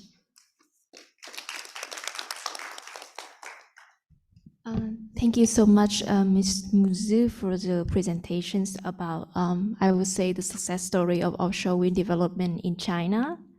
Now, without further ado, I would like to invite Mr. Dario Quaranta, Senior Operations Officer in the Philippines from IFC World Bank, to present his talk and then give some additional inputs about the previous presentations. The floor is yours, Mr. Dario. Hi everyone, thank you for inviting me for this conference. I think that it's fundamental to have this exchange of perspective on this important topic. I would like to integrate what has been already discussed by Kiao and Monica, because the presentation that I was going to submit is basically a duplication of what has been already discussed. So in order to give a value added to you, I would like to focus basically on the instrument of financing and the way in which we look at these opportunities. So the complexity of the World Bank has different type of approaches for supporting governments. one of the tools that have been used by my colleagues to many of those countries like the Philippines and Vietnam has been ESMAP, that is a trust fund, which provides technical assistance to governments to describe, to develop the roadmaps also in offshore wind. And this is quite an interesting tool because it gives the possibility to have the availability of worldwide experts that can collaborate with governments in order to understand which are the opportunities for developing this type of programs. On the other hand, the World Bank has also another arm that is called IFC. And IFC works with private sectors to support the development of projects. And this can be done in two ways. One is to support the co-investments in private developers. And one of the factors that has been highlighted is the levelized cost of energy. Out of the project that has been analyzed, for example, in the Philippines, we have a potential, as has been said by previous colleagues, there is like 178 gigawatts of potential installment of wind projects. However, if we look and zoom into the levelized cost of energy that is associated to this project, you will see that the further study filter this to 42 or 43 gigawatts. And this because there is a cost implication. And I would like to link to what Kiao was saying. The fact that there is not yet an integration in the supply chain in the region affects the capex of the investment. So one of the other action that IFC could do, and this is under discussion with multiple stakeholders into the private sector in Vietnam, for example, is to understand how to generate a local supply chain for a regional supply chain for offshore wind. The discussion about the local content is something that many countries are considering. However, I think that the best way to look into it is not to bind the production into a specific country, but is to look how the value chain that you are going to create is affecting your NDCs. And this is something that has to be taken into consideration. So instead of putting any limitation on the tenders about the content, local content, is more to see which is the highest benefit in terms of trade-off between having the development of these offshore winds in the grid as an alternative source of energy, renewable, and how this affects your NDC in terms of lowering your carbon footprint, or to support the development of local value chain that can always contribute to NDCs, because some sectors can be trickled down to contribute locally, but it's a trade-off. And so this has been to be taken into consideration. So bottom of this intervention is to take into consideration which is the financial aspects of the investments that take into consideration the levelized cost of energy that is affected by the capex and opex of these projects. And the capex can be reduced with an intervention that take into consideration the creation of regional supply chain for this type of products. And this is where I think synergies will be leveraged with the support of organizations like the World Bank. This is really in a nutshell. I didn't want to take too much of your time since we have shifted too much with the presentations, but I'm available to provide any further details in terms of answering your questions in the next session. So that's all from my side. I hope that this would have been helpful just to integrate what has been already told to you by other colleagues. To you, Vu. Thank you so much, Mr. Dario, for your talk about the financial aspect of the offshore wind development in ASEAN. And yes, I'm well aware of the additional point that you made to make the other presentations become more coherent in terms of the financing these offshore wind development and how to uptake it in the regional level. So now I would like to move on to the Q&A sections. First of all, I think I would like to ask all the offline participants here, all the excellencies, distinguished guests, and also the RESSN point, if you have any questions for our presenter on the first sections, you can raise your hand and then unmute.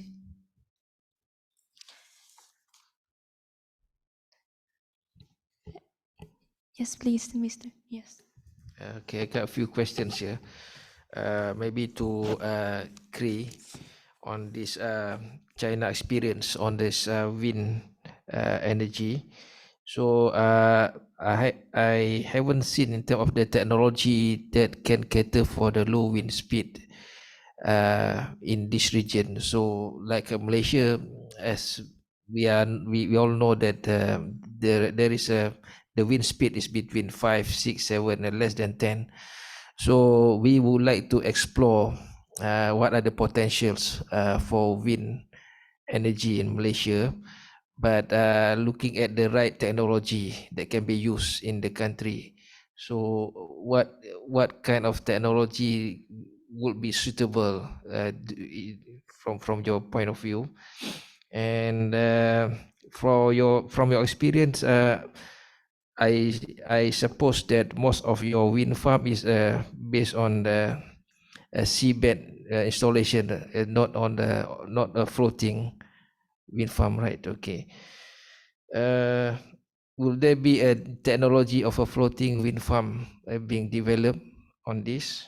And then in terms of the hybrid development, what can you give an example? What do you mean by a hybrid development? Is it is it that you can get other benefits apart from the wind farm, or what is the hybrid things when you mention about the hybrid development? Okay, so that's all from me. Thanks.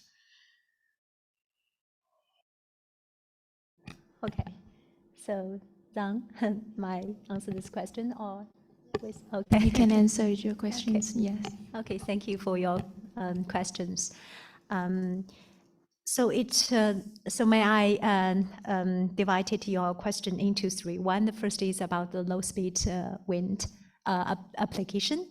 Yeah, so first, right now we are talking about offshore wind, but just as you mentioned, right, offshore wind is the low speed wind industry utilization is also one of the most important part in China, especially in the central area of China, because a lot of a lot of mountains, a lot of farmland there. So the low speed and the speed is also not that much good, like less than 7 meters per second.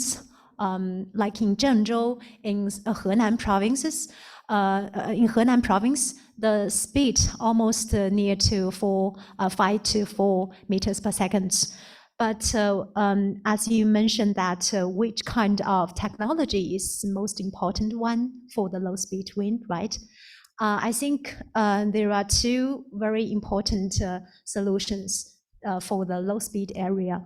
The second is, of course, the long blade turbine, which can capture more wind energy for one single turbines, which is also important.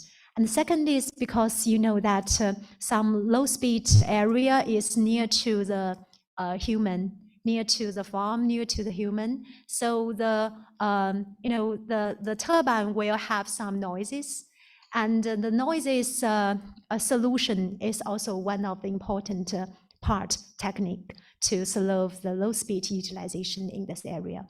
And the third one, you may know that because the transmission of the transport of the long blade is also very difficult, very complex situation, very complex way. So it should have a lot of solution to solve these problems.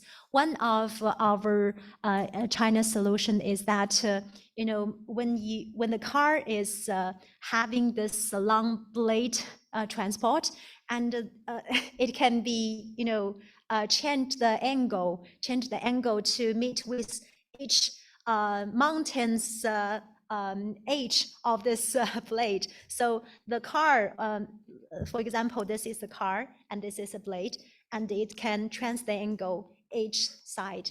So it can solve a lot of problems when you for the transport. So I think this is a lot three important parts for the application of low-speed wind industry in for this area. I hope I can answer your question for the low-speed one. Okay. And the second is about the floating offshore wind, right? Yes, of course, it is not a very big commercial level, but we have a lot of experimental utilization in China. Like I mentioned that one of the biggest experimental wind farm in Guangzhou province, which is the floating offshore wind, and it is because right now the requirement from the government is 230, which means that 30 sea mile far from the coastal and 30 meters of the water deep.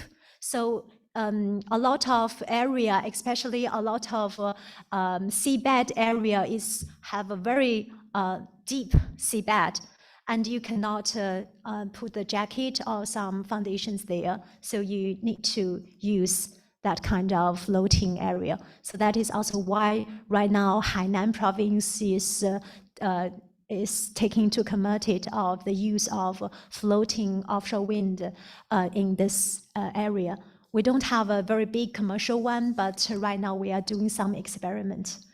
And the third question, which you mentioned about the hybrid utilization, one of the important hybrid utilization in China, what we are do for the application is the offshore wind provide the electricity for the oil for the sea oil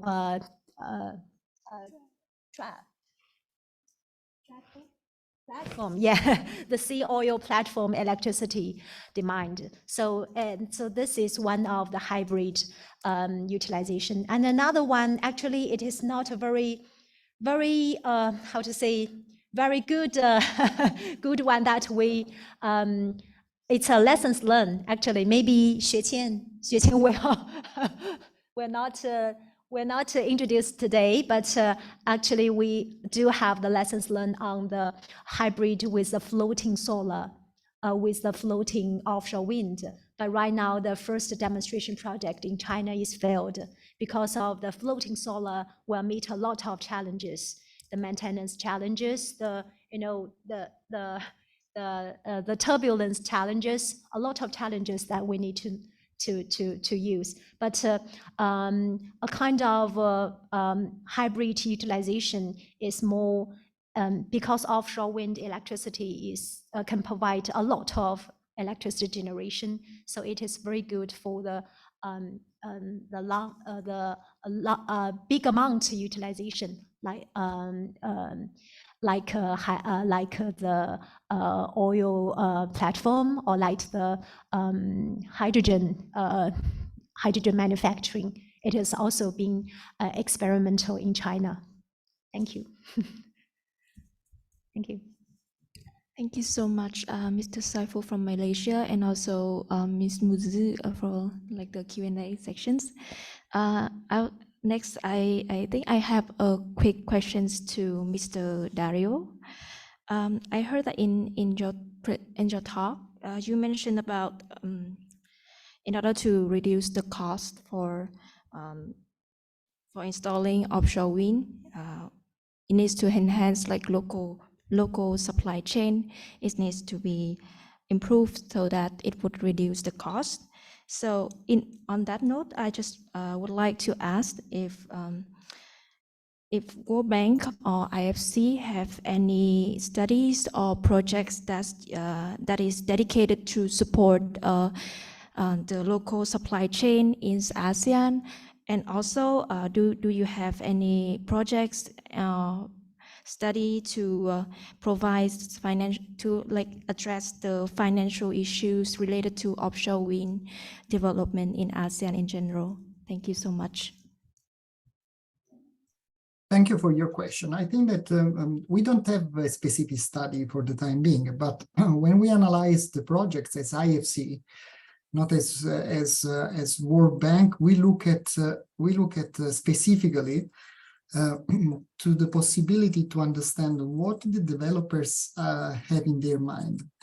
And some of the main players that are going to bid for the Vietnam and for the Philippines, they are looking at also developing local value chains. So that's something that comes from the market directly. So in the evaluation of their potential development, they are looking at these aspects that, by the way, has also a consequence on the infrastructures that are available in the countries. And this is a game changer because, for example, for some parts of these offshore wind components, roads and ports have to be adapted where the factories were being installed, because they are oversizing the capacity of many infrastructure that already exists. So it's a very holistic type of assessment. It could require a study, but I think that the market in this moment is really keen to do more implementation in terms of feasibility studies than to look into the potentiality of it, because this is something that is quite consistent with what has been already presented. So there is a huge potential and the players are already here in the countries. So I don't know if this is clear for this aspect. I mean that my observation was also relevant to when you look into the map of the potential wind speed, you will see that there is a correspondent map that is associated to the levelized cost of energy. And this is where you see that with the actual costs, this is a very limited portion of the total potential that can be in place.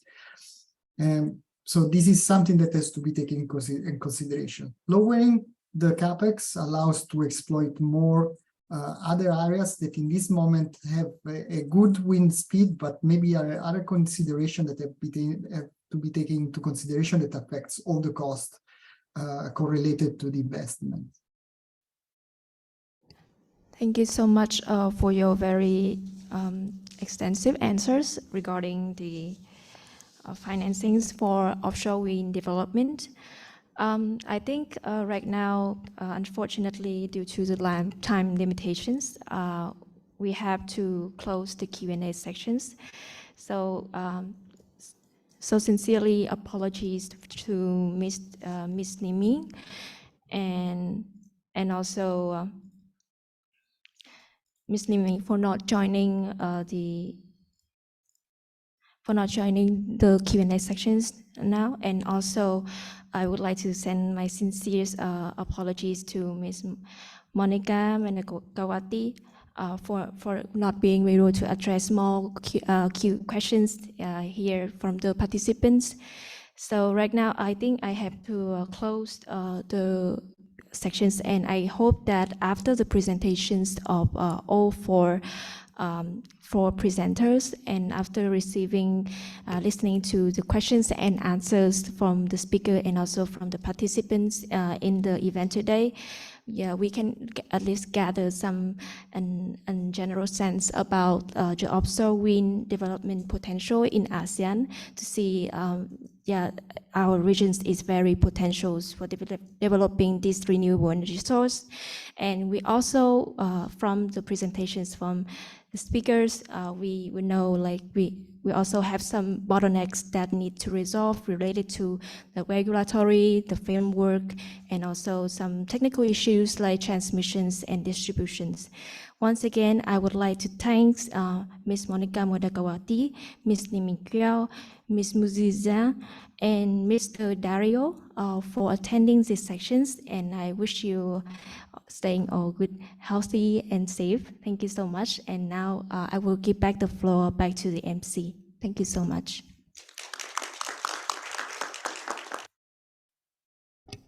Thank you so much, Ms. Moderator. Distinguished delegate, before we start agenda on offshore wind past innovative application and country perspective, we take a coffee break for 5 minutes. Please be on time and be back again. If we don't finish the coffee break, we can take the coffee break in the room. Thank you.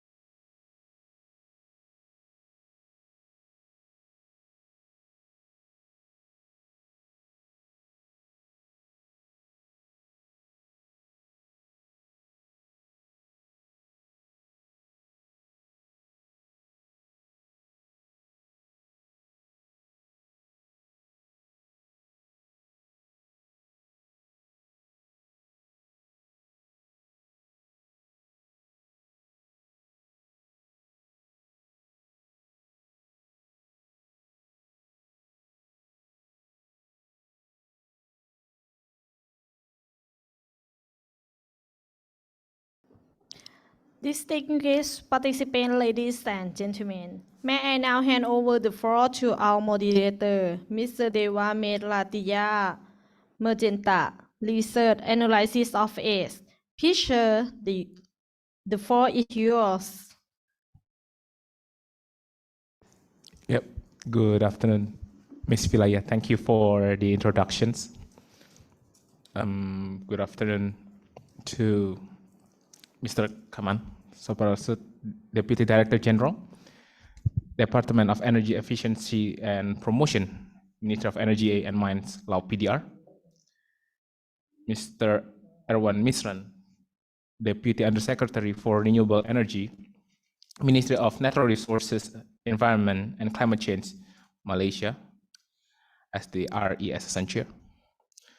Mr. Christopher Zamora, Senior Manager of ASEAN Center for Energy. Ms. Muzi Zhang, Director of General Affairs Division, International Cooperation Department, China Renewable Energy Engineering Institute, CREI. All ASEAN RE focal point representatives, distinguished speakers, distinguished participants, ladies and gentlemen. My name is Dewa Margenta, Sustainable and Renewable Energy Researcher from ASEAN Center for Energy.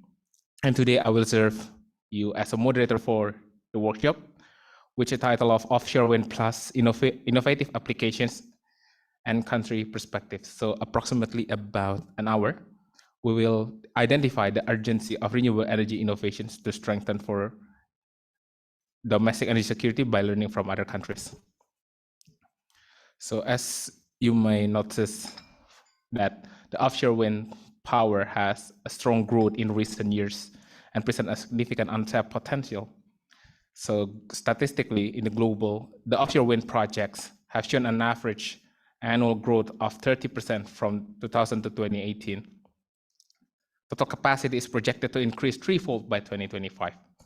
However, every ASEAN country is at a different stage in their development of offshore wind projects, facing unique challenges to realizing the sector's potential. But what is clear is that the region has considerable room for growth in offshore wind. And this is where innovations are critically needed. So I would like to remind that everyone, this is an open forum, which all insights, all questions are highly rewarded, that is why I invite you to actively participate in this session. So together with us, we have three energy experts. The first one, we have Ms. Sui Chan Yang, I'm sorry for my mispronounce, the project coordinator, the International Cooperation Department of CREI. So Ms. Yang works for the International Cooperation Department of China Renewable Energy Engineering Institute and is the project coordinator of China ASEAN Clean Energy Cooperation Program. Her work ranges from various studies covering the renewable energy development and cooperation to the engagement with the government and industry. Secondly, we have Mr. Praptono Adi Sulistomo, the coordinator of New and Renewable Energy Investment and Cooperation, Director General of New and Renewable Energy and Energy Conservation of Indonesia, who is participating virtually from Indonesia. Does Mr. Adi already on the Zoom? Mr. Adi? Yes, thank you. Thank you. Thank you. So Mr. Hadi has built his career in the energy field for more than 20 years, directly working under the Ministry of Energy and Mineral Resources of Indonesia. He holds degrees from University Gadjah Mada and University of New South Wales, majoring electrical and electronics engineering. Also with us, there is Ms. Clarita De Jesus, Senior Science Research Specialist, Solar and Wind Energy Management Division, Renewable Energy Management Bureau, Department of Energy of the Philippines. So Ms. De Jesus has been more than 10 years working under the Department of Energy Philippines, and she holds a bachelor degree in electrical engineering from the Technological University of the Philippines. So I will start the session by asking Ms. Yang. So Ms. Yang, could you please share with us about China's innovation on offshore wind project? Also, by answering this question, you may start your presentation in 10 minutes sharp, and I will remind you if they're over the 10 minutes. Thank you. Thank you, Ms. Dava.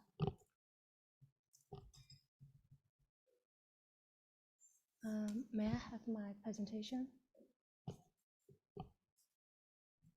Okay. Good afternoon, everyone. My name is Yang Xueqian from China Renewable Energy Engineering Institute. Glad to be here and discuss with you. Today, my presentation is about innovative offshore applications in China. Yes, next slide, please. And it mainly covers two small parts, and China is taking many experiments about offshore wind development.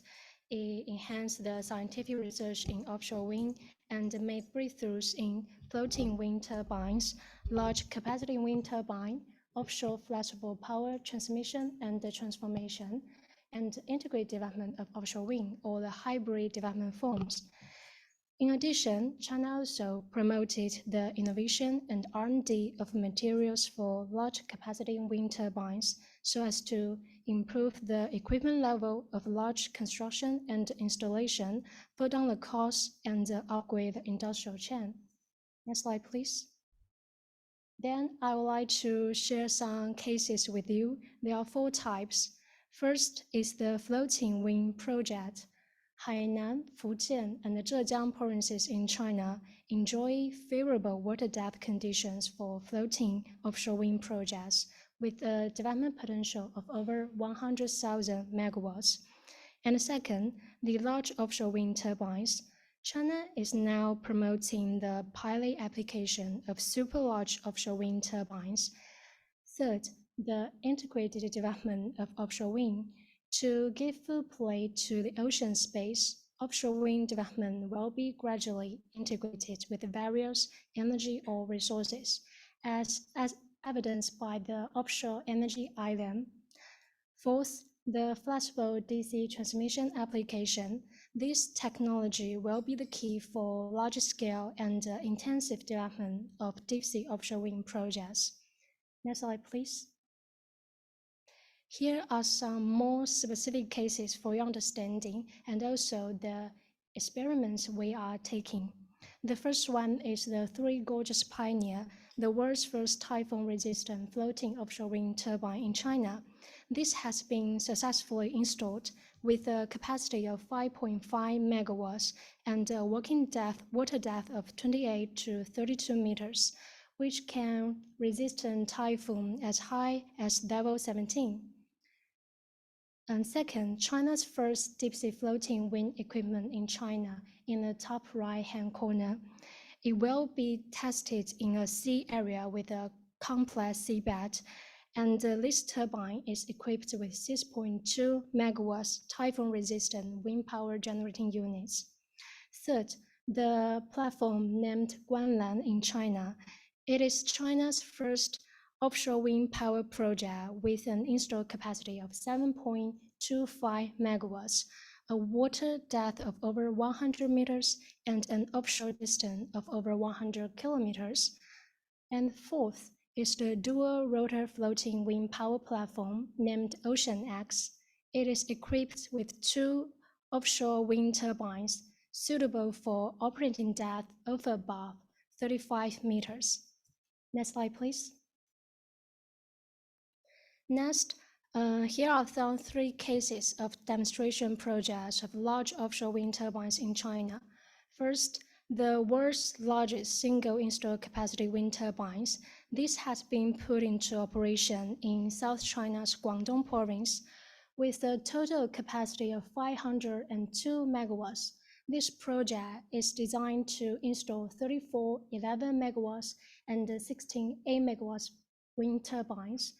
In addition, the 66 kilovolt submarine cable used for this project is also the first kind of application in China.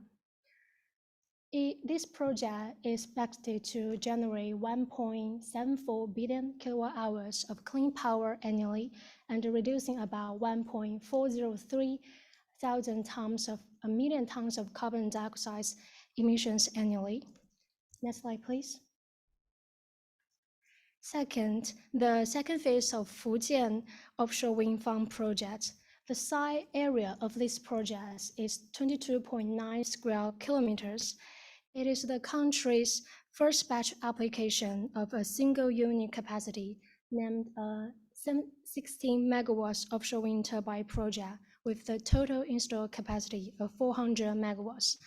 After it is put into operation, the annual on-grid electricity can exceed 1.6 billion kilowatt hours. Next slide, please. Third, China has developed ultra-large capacity offshore wind turbines. For example, as you can see from the picture in the top right-hand corner, this turbine, developed by Chinese enterprise, has a rotor diameter of 260 meters and an individual capacity of 18 megawatts. It will generate 44.8 kilowatt hours of electricity per revolution.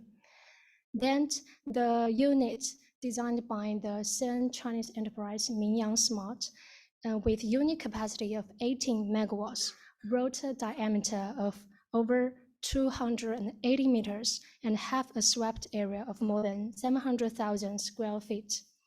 The picture in the bottom right is the global largest floating offshore wind turbine. In consideration of typhoon, extreme wind, and other severe environments, 50-year return period strong wind and wave conditions are designed for it. It can resist a level 17 typhoon at most. Next slide, please. Next is offshore wind power flexible DC transmission project in China. The Rudong offshore wind power flexible DC transmission went into operation in 2021. The project has the world's largest capacity and highest voltage level, collects 1,100 megawatts, and then transmits it to the onshore converter station through the 400 kilovolt submarine cable. The project involved a total investment of 4.3 billion RMB. The construction cost per kilowatt is 3,900 RMB. Next slide, please. The last cases are about integrated offshore development. The integrated offshore development is conducive to improving the utilization efficiency of overwater and underwater energy and resources. Here are two innovative hybrid demonstrations in China. First, the offshore wind and fish farm. There are advantages of this kind of hybrid development mode. For example, the fish-friendly. It can not only build or restore the place for breeding and hiding of marine life, but also gain from both agriculture and power generation. Second, the overhaul and O&M is shared to improve comprehensive efficiency and lower the breeding cost. Eventually, the whole leads to the blue energy and offshore granary demonstration with good use of overwater and underwater resources. Next slide, please. And the last one is about integrated development of offshore wind with offshore oil and gas field, as mentioned by Director Moods before. This demonstration project is the first deep-sea floating wind power platform and also the world's first wind project with a depth of over 100 meters and an offshore distance of over 100 kilometers. It will be installed in the offshore oil field with a total capacity of 7.25 megawatts. After being put into operation, the annual power generation of the wind turbines will reach 22 million kilowatt hours, and the power will be connected to the grid of offshore oil fields through submarine cables for oil and gas production, which can save nearly 7.73 million cubic meters of natural gas and reduce carbon dioxide emissions by 22,000 tons per year. And China is now taking many experiments, and there are still many lessons we need to learn from. And today is all about our sharing of China's innovative offshore applications. Thank you. Thank you, Ms. Yang, for the insightful presentation. Next, we have Mr. Adi Praptono. So Mr. Adi, could you help explain to us about the innovation of renewable energy that Indonesia has taken? So by answering the questions, your 10 minutes of presentation might start now. Thank you. Thank you, Mr. Moderator. Would like to explain about one of the innovation in Indonesia, particularly for floating solar development floating solar development. Next slide, please. This is, I think, you maybe frequently see that. I just would like to underline that here in the net zero emission roadmap, we would like to strongly develop the yellow bar is the solar PV and the solar PV, and then one of the solar PV application is the floating solar development. Next slide, please. This is the potential supporting renewable energy transition. We can see that we have abundant potential for the solar. So we would like to deploy more solar, and particularly with joining with the battery as well, if the technology has been met. Next slide, please. This is as we mentioned before, that there are the three kinds of the solar plant development, and in the rooftop, large solar development, and the third one is the floating solar.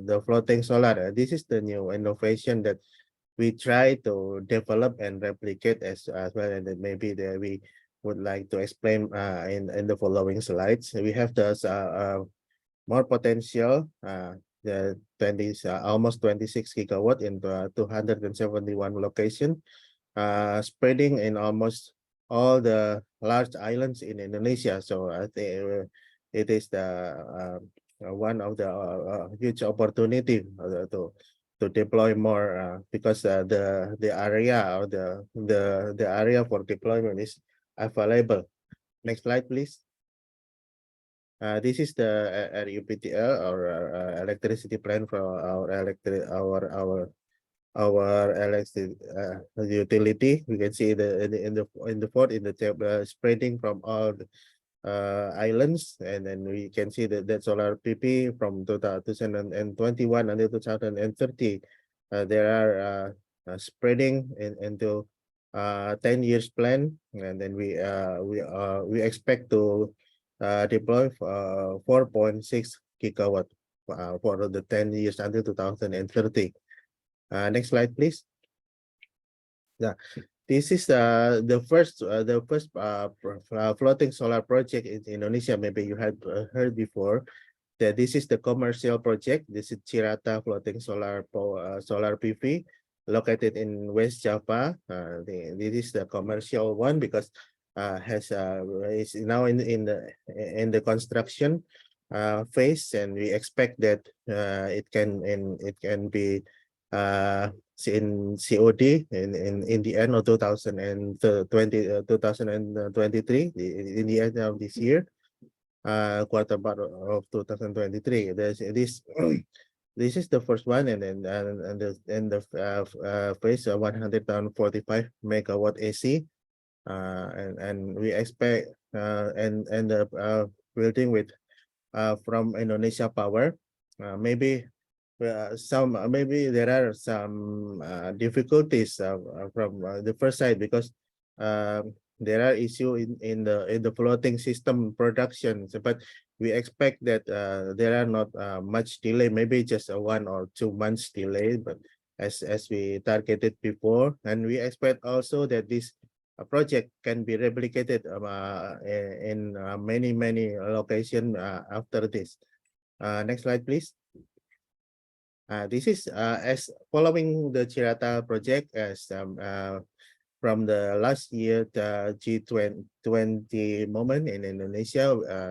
We have built a small floating solar PV 100 kilowatt peak in Muara Nusa Dua, Bali, and also in Suwana Village in Nusa Penida, and also Other collaboration, solar PV particularly, we expect to deploy more and more, and we spreading into G20 last year. Next slide, please. This is the next step that we try to replicate the Cirata project that we have the Saguling Dam also in West Java and also in Singkarak Lake. It is in West Sumatra, floating solar PV. For Singkarak, we expect to have 50 megawatt AC floating solar PV and COD in 2025, and also this is indicative project as well in Saguling, West Java. Is nearby the Cirata. It's in the same province in the West Java as well. It's about 60 megawatt AC, and we expect sooner in COD in 2024. So those two projects, I think, following the Cirata project in West Java that we expect to have COD this year. Those two projects, and we expect these two following projects for the two respective projects, 2024 and 2025. We have the MOU, and also we expect to get PPA as soon as possible. Okay, then next slide, please. This is still pre-FS, the Toba solar PV, floating solar PV. As you know that we have the largest lake in Indonesia, the Toba Lake, and this is but we still expected about 10 megawatts in the Borsia village. The area is 10 hectares.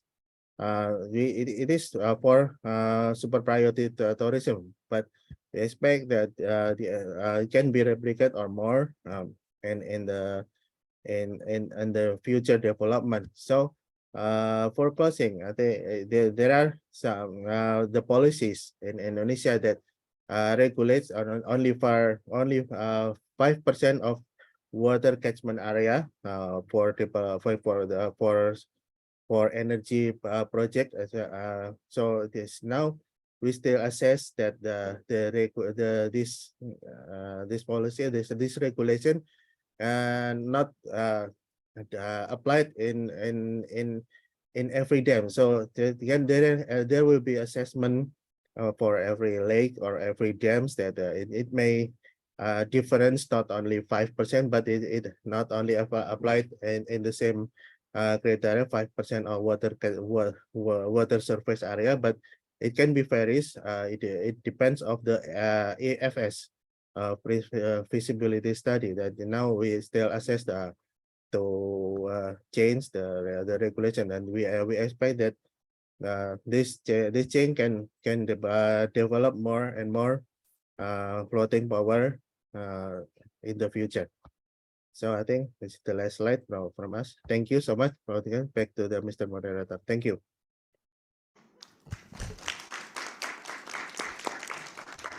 Thank you, Mr. Adi, for the insightful presentation. And for the last, we have Ms. De Jesus. So, Ms. De Jesus, could you tell us about the prospect of the offshore wind project in Philippines? And by answering this question, you may have 10 minutes of your presentation time. Thank you.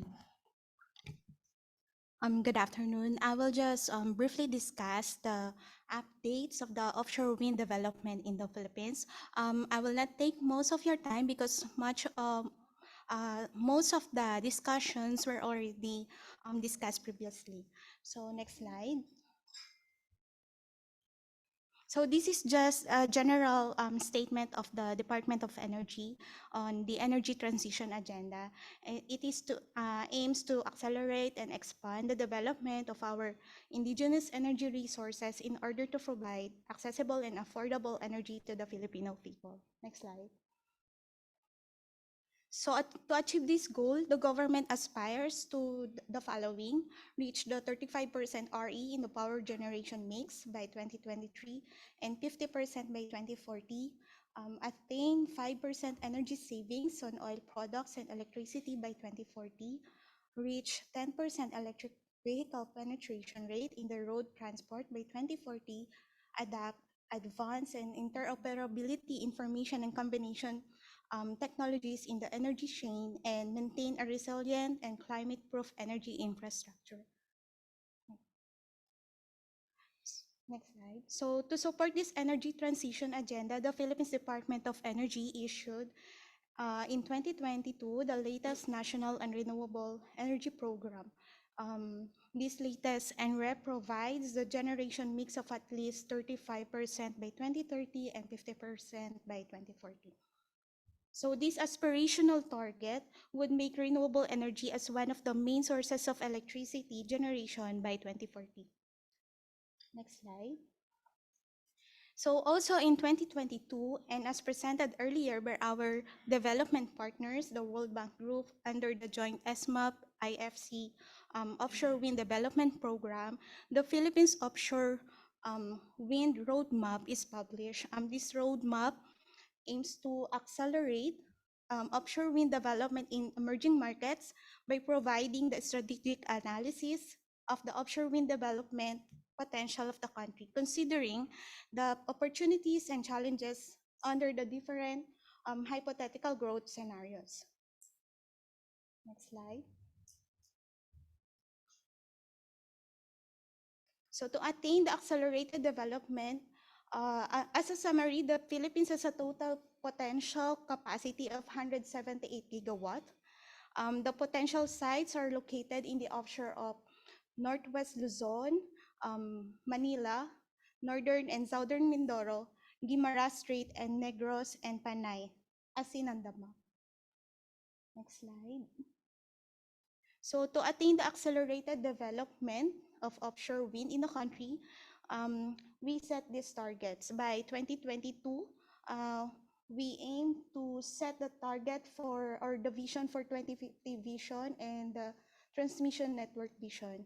And another, by 2023, we aims to provide studies and development on the marine spatial planning and streamlining of the government's permitting and consenting processes. And then by 2028, we aim to develop, install, and operate the first kilowatt hour from offshore wind. And by 2035, we aim to develop the long-term infrastructure such as transmission and port expansion. So as a response from our stakeholders, the DOE received applications and already awarded 63 offshore wind energy service contracts, having a total potential capacity of almost 50 gigawatt. These service contracts are spread mainly, as you can see in the map, in north of Luzon, west of Metro Manila, north and south of Mindoro, and Panay and Guimaras Strait. These service contracts are all under pre-development stage, which activities are mainly on preliminary data gathering, application for permits and endorsements, and conducting system or grid impact studies. Next slide. So since the issuance of the offshore wind roadmap, the DO already conducted the following. So we already issued the advisory to the RE developers, stakeholders, on the DOE's plan to review and enhance the policies of and guidelines for the OSW. And we also issued the amendment to Section 19 to the Renewable Energy Act, implementing rules and regulations, allowing the participation of 100% foreign-owned corporation in the development of renewable energy. In fact, the Philippines government already awarded 3 offshore wind energy service contracts to Copenhagen Infrastructure New Markets Fund in 2023.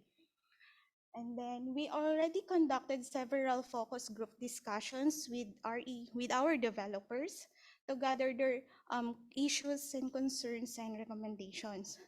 And to that, we already conducted the coordination meeting with the Philippines Department of Environment and Natural Resources, specifically on the permitting and implementation of OSW or offshore wind projects. Number 5, On the previous slide, we drafted and conducted the consultative meeting with the RE developers and stakeholders on the draft department circular providing policies and guidelines for offshore wind development. This draft circular is still under development and in consideration to the received comments, issues, and concerns from our stakeholders and development partners. So next slide. In February 23, we also conducted a forum with our development partners to affirm commitments and discuss possible areas of collaborations and harmonize existing and pipeline initiatives in offshore wind. We also conducted a follow-on meeting with the Philippines DENR, or the Department of Environment and Natural Resources, to discuss the next steps. And just recently, last 19th of April 2023, the President Ferdinand R. Marcos Jr. signed the Executive Order number 21, titled Directing the Establishment of the Policy and Administrative Framework for Offshore Wind Development. This executive order aims to identify and streamline all permitting and consenting activities needed for the development of offshore wind and its integration to our energy virtual one-stop shop system, or the EVOS system. As such, a draft implementing guidelines was also issued, and public consultation shall be conducted by the end of this week. The implementing guidelines is targeted to be issued and published by May 19, 2023. So this the issuance of executive order, its implementing guidelines, and the required policy and administrative framework for all permitting agencies such as concerned national government agencies, concessionaires or franchisees, and local government units shall resolve the main challenge on the accelerated development of offshore wind in the country. That is the permitting and the consenting activities. And it will provide more confidence from our local and foreign developers, investors, and financial institutions to pursue the development of the offshore wind projects in the country. Next slide. So in partnership with our development partners, we are currently conducting two studies. Number one is the Marine Spatial Planning, which aims to establish a marine spatial tool that will facilitate the development of the offshore wind and other marine energy resources, and the permitting and consenting process for offshore wind, which will support the recently issued executive order. So the DOE is also working on the technical assistance for transmission planning methodology and would support the offshore wind development covering period 2025 to 2040. So this is my last slide. So the DOE believe that the success of offshore wind development in the country shall play a vital role in achieving the country's aspirational target and may significantly contribute to the ASEAN's energy transition goal. Thank you.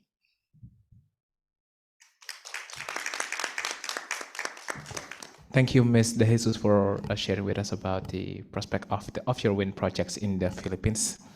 And I would like to also thank you for all the attention by all the participants here for listening. Very insightful presentation from the panelists.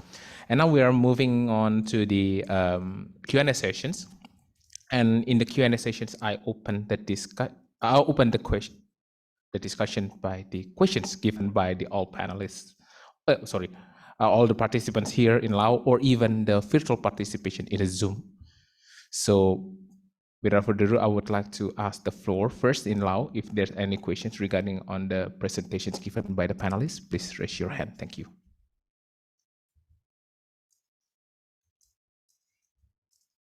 Okay. Okay, since I have I didn't find any questions on the Zoom instead, so I will ask a few questions. First, I would like to address Ms. De Jesus' presentation. Like, I noticed that you mentioned about how Philippines accelerating the offshore wind projects, like the 2020 to 2035, if I'm not mistaken. And I noticed that there's no point mentioned about the investment, which I believe it plays a critical role to to accelerate the project, because cost of technology will be the main barrier, especially us in the archipelagic countries. So my question would be how the Philippines will mitigate this issue, especially on how it may accelerate the offshore wind projects. Thank you. For the investment part, as you may aware, the Philippines is our developers are all private corporations. So we asked them what are the issues or the main issues that we can give to them prior to their investment decisions. So their main concerns are the permitting and consenting concerns. Another one is the transmission expansion concerns and the port availability. So we right now in our target, we are focusing on these three main issues first, in order to provide them a more to provide them a confidence to invest in our country. Thank you.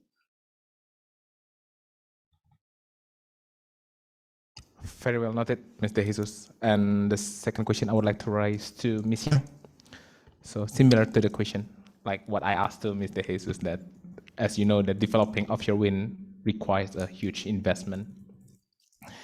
And in the future, the cost of technology must be reduced because of the technology development, right? So I wonder if you have any perspectives on potential way to achieve a commercial development of the offshore wind projects at this moment and how it will progress to the future. Thank you. Thank you for your question, Mr. Dava. The development of offshore wind compared with the onshore development has a large cost for building the generator sites and the transmission lines, and also a complex engineering environment. So we think that for the future development of the offshore wind to reduce the cost, it may be suggested for the large capacity offshore wind development projects, because it not only reduce the number of the generating units, but also gain from the both power generation. Like I mentioned in my presentation, the hybrid development funds with the oil and gas fields, the energy, the power can be consumed nearby the site, so reduce the cost of transmission. And also the facilities are shared to both reduce the cost of operation and maintenance. Thank you. Right. Thank you, Ms. Yang, for the explanation. Unfortunately, we are running out of the time. So first, I would like to sincerely apologize to Mr. Adi Pratomo, since you cannot be involved in the Q&A session. So hopefully we can still manage a good relationship to the future. And I would like also to thank you for all the panelists here. So Ms. Yang, so Mr. Adi Sulistomo, and Ms. De Jesus for the insightful presentation and your valuable sharing. And thank you also for the audience participation on the discussion session. So have a nice day, and I will pass to the next moderator who will discuss about the high proportion grid solutions of the Offshore Wind Plus. Thank you.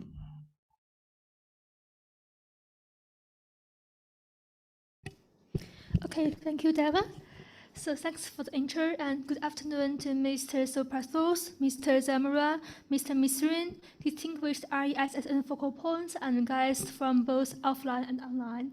It's my great honor to be the moderator of this last session. My name is Yi Cheng from CREE. And after we have a well understanding on the outlook for ASEAN offshore wind development and exchange best practice from the Philippines, Indonesia and China, now we are turning our focus from the source side to the grid side. So in this session, we will have three distinguished presenters, Dr. Geng Dazhou from CREE to present the experience of China in offshore wind power transmission strategies, and Dr. Yao Tira from DGE, and will share the Thailand's experience in encouraging the largest privately owned microgrid for innovate multiple RE utilization, and Dr. Zulfikar Yunadi from ACE to share the how to leverage ASEAN power grid development for efficient utilization of offshore wind plus energy from AO7. So as we already run the agenda, so please keep the presentation within 10 minutes, and I will remind you if time is over. So next, I will give the floor to the first presenter, Dr. Genda Zhou, the specialist from New Energy Department from Korea. So Dr. Geng, the floor is yours. Thank you. Would you show my PowerPoint?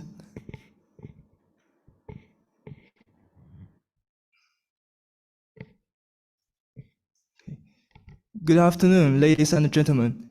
It's my honor to be invited to today's workshop of offshore wind plus energy potential and applications in ASEAN, and share the experience of China in offshore wind transmission strategies. I'm Dr. Genda Zhou. The next slide, please. My presentation contains these 4 aspects: the mode of transmission system in China, the basic principles of a grid connection routine, policies and standards of offshore transmission project, and the reference for ASEAN development. Next slide, please. Firstly, I will introduce several transmission modes adopted in China offshore wind farms. Next, please. The most frequently used is the conventional high voltage AC transmission. Its technology is mature and reliable, and we have abundant experience on manufacturing, maintaining the submarine cables and the offshore step-up transformer substation. But with AC mode, the transmission distance is limited due to the characteristics of reactive power in cables. If a long-distance transmission is needed, then static wire generator is needed, and high reactive platform should be built at sea. To date, the majority of grid-connected offshore wind farms in China use 110 kilowatt and 220 kilowatt AC transmission. For example, the project in Hainan province. Next slide, please. The second mode is traditional DC transmission. It can achieve a high capacity, large distance, and low cost transmission, but it also needs a static wire generator. Besides, it needs a synchronous generator to support. Up to now, there is no offshore wind farms using this mode, so I won't spend too much time on that. Next, please.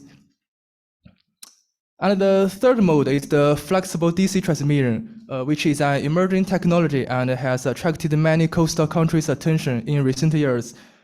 The flexible DC mode is more suitable for transmission long distance and high capacity electricity. The active power and the reactive power are decoupled, and the voltage can be more conveniently controlled. However, its technology needs to be further researched, and the cost is still not economically competitive. To date, there is only one flexible DC transmission project being put into operation in China, which is in Jiangsu province.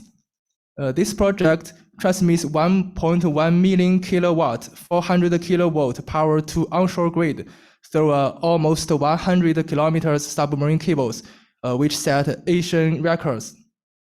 Next, please. The last mode is low frequency AC transmission. In comparison with industrial frequency AC transmission, the low frequency mode can send higher power in a longer distance. In comparison with DC transmission, there is no necessity to build the expensive offshore step-up converter station. However, the high-capacity frequency converter is still a bottleneck technology, and the weight and the volume of the transformer need to be reduced. The low-frequency AC transmission is in demonstration stage and not yet applied outside China.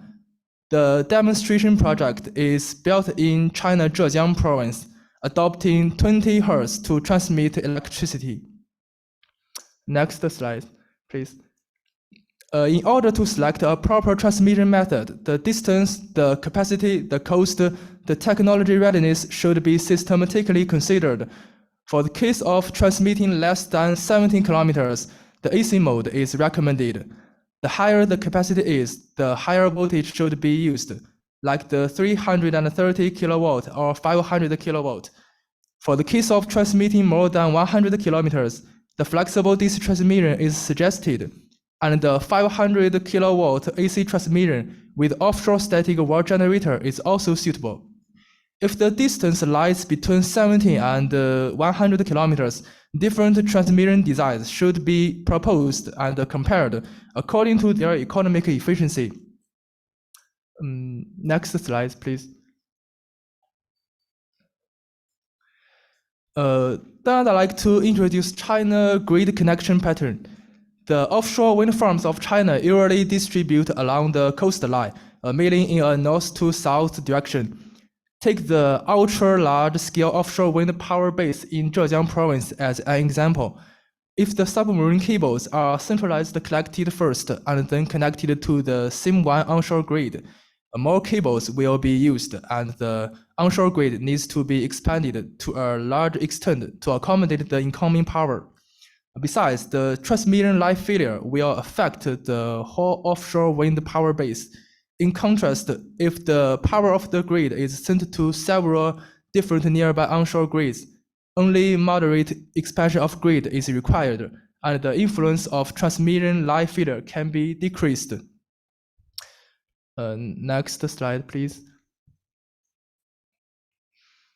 Next, I'd like to introduce several basic principles of selecting routing of submarine cables. Firstly, the routing and the grid connected place should be friendly to grid, and the construction conditions of transformer station, the transmission distance, the cost should be feasible. Secondly, the project should give priority to ecology, bypass the natural reserve areas, and minimize the crossing. Thirdly, the routing should try to avoid other sensitive areas like anchorage, submarine optical cables, oil gas pipelines, and mitigate interference.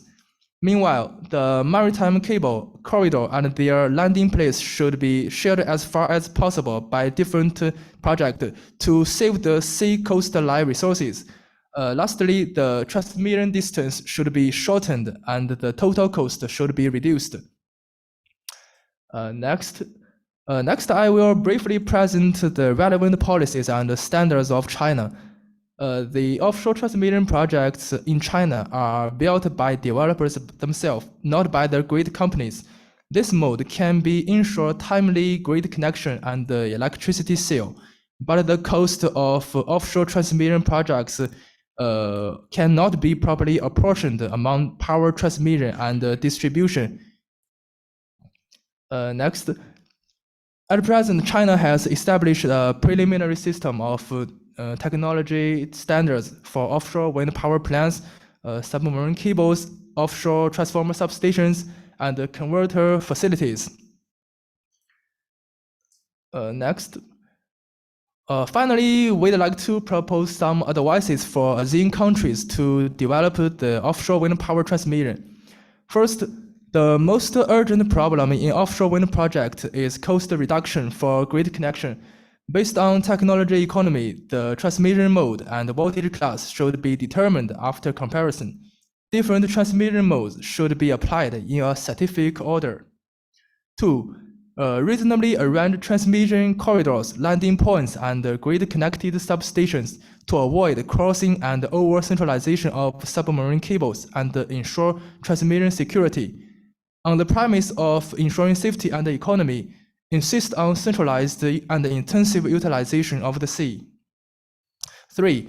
In order to ensure simultaneous construction progress of generator site and transmission project and the timely grid connection, offshore wind transmission project can be built by the development enterprises and then transferred to the grid enterprise at an appropriate time.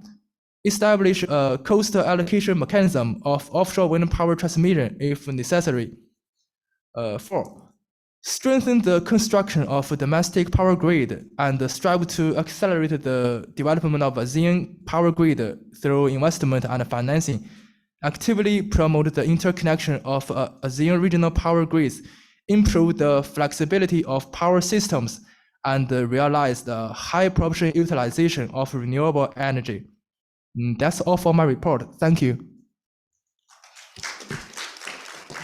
Thank you, Dr. Gang, and thanks for the informative and technical introduction on transmission mode, principles for accessing routing standards in China.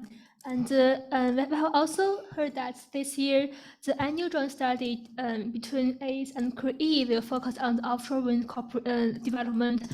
And I think Korea is willing to study in joint hands with the ASEAN member states to carry out a valuable study this year.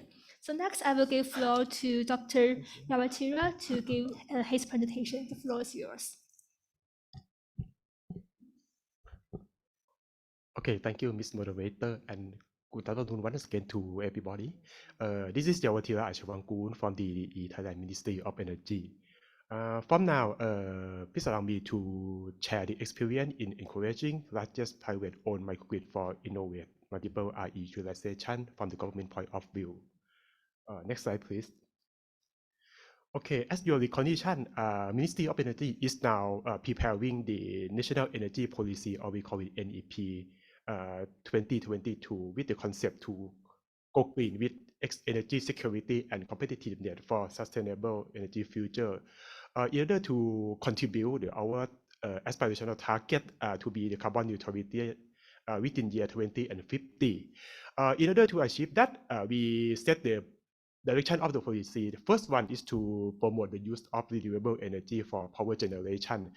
We aim to increase the proportion of the renewable energy installed capacity to be higher than 50% for the new power generation by the year 2040. And at the same time, we aim to promote the utilization of electric vehicle. We propose to increase the number of utilization of EV by at least 30% by year 2030. Furthermore, we hope to increase the energy efficiency to be more than 30% by using new energy technology with the innovation. And last one, we also find a way to cope with the energy transition circumstance. We set the strategy, we call it 4D and 1E strategy. Next slide, please. Okay, about the 4E and 1E strategy, we have the digitalization, decentralization, decarbonization, deregulation, and 1E is electrification. The digitalization, we aim to modify the energy management and infrastructure like this transmission to be modernized. We hope the system to be smarter or like a smart grid system. At the same time, we hope to use the energy storage system in order to support and increase the stability of the power generation to the community, because that in the future, as we set the target to allow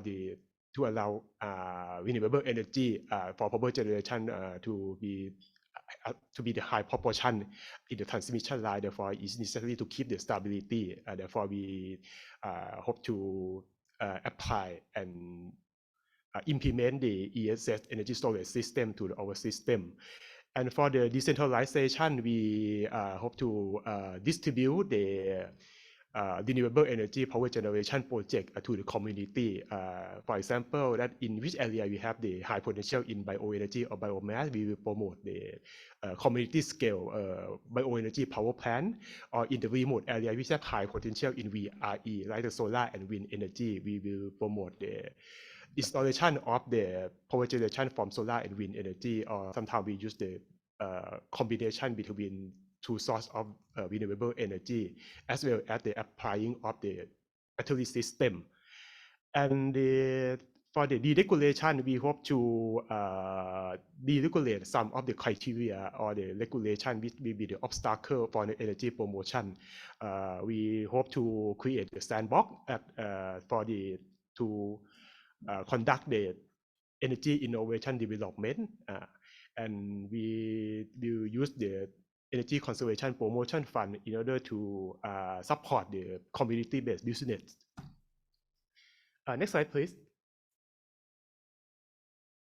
Okay, I will to give you some example on the microgrid system with the collaboration between Ministry of Energy and other international organizations to implement and develop the renewable energy project to increase the accessibility of the power to the remote area. The first project is the sustainable energy management in unelectrified area in Bulundon Island. Bulundon Island is the fisherman village which located in the Satun province in the southern part of Thailand. This village consists of 75 households with the 216 population. In the past, that the people who live in this island use the diesel oil for power generation, and they pay approximately 300 to 500 Thai baht per month, and the system can supply electricity to the community only 5 hours per day. However, if when we change the system from the diesel generator to be the solar rooftop, solar PV rooftop by applying the pay as you go. Pay as you go means that we, the people can use the electricity generated by the solar PV as equal to the money they refill to the system. And this project obtained the support and the financial support and the capacity building support from Ministry of Energy and as well as the other international organization. This project got support from the Australian aid, from GIZ, and from the recharging. Recharging is the some kind of the ESCO company, the energy service company, but this company will emphasize the project only for the community or the micro scale in the remote area. It can be found that the outcome from the project, after they change the system to be the renewable energy system, they can use the electricity continuously from maximum 5 hours per day to be 18 to 24 hours per day, and they pay only 900 to 1,200 Thai baht per month. And of course, the changing into VRE system or solar system can reduce the pollution caused from the diesel oil combustion. And furthermore, this project will strengthen the local economic as well as the local enterprise. Next slide, please. Okay, next one is the local microgrid. We implement this project as a community model in Padan village in the northern part in Lamphun province in the northern part of Thailand by the installation of the solar PV system in Padan village. The Padan village is the unelectrified area in the past. Therefore, that Ministry of Energy will install the solar PV system into the community in order to increase the electricity access.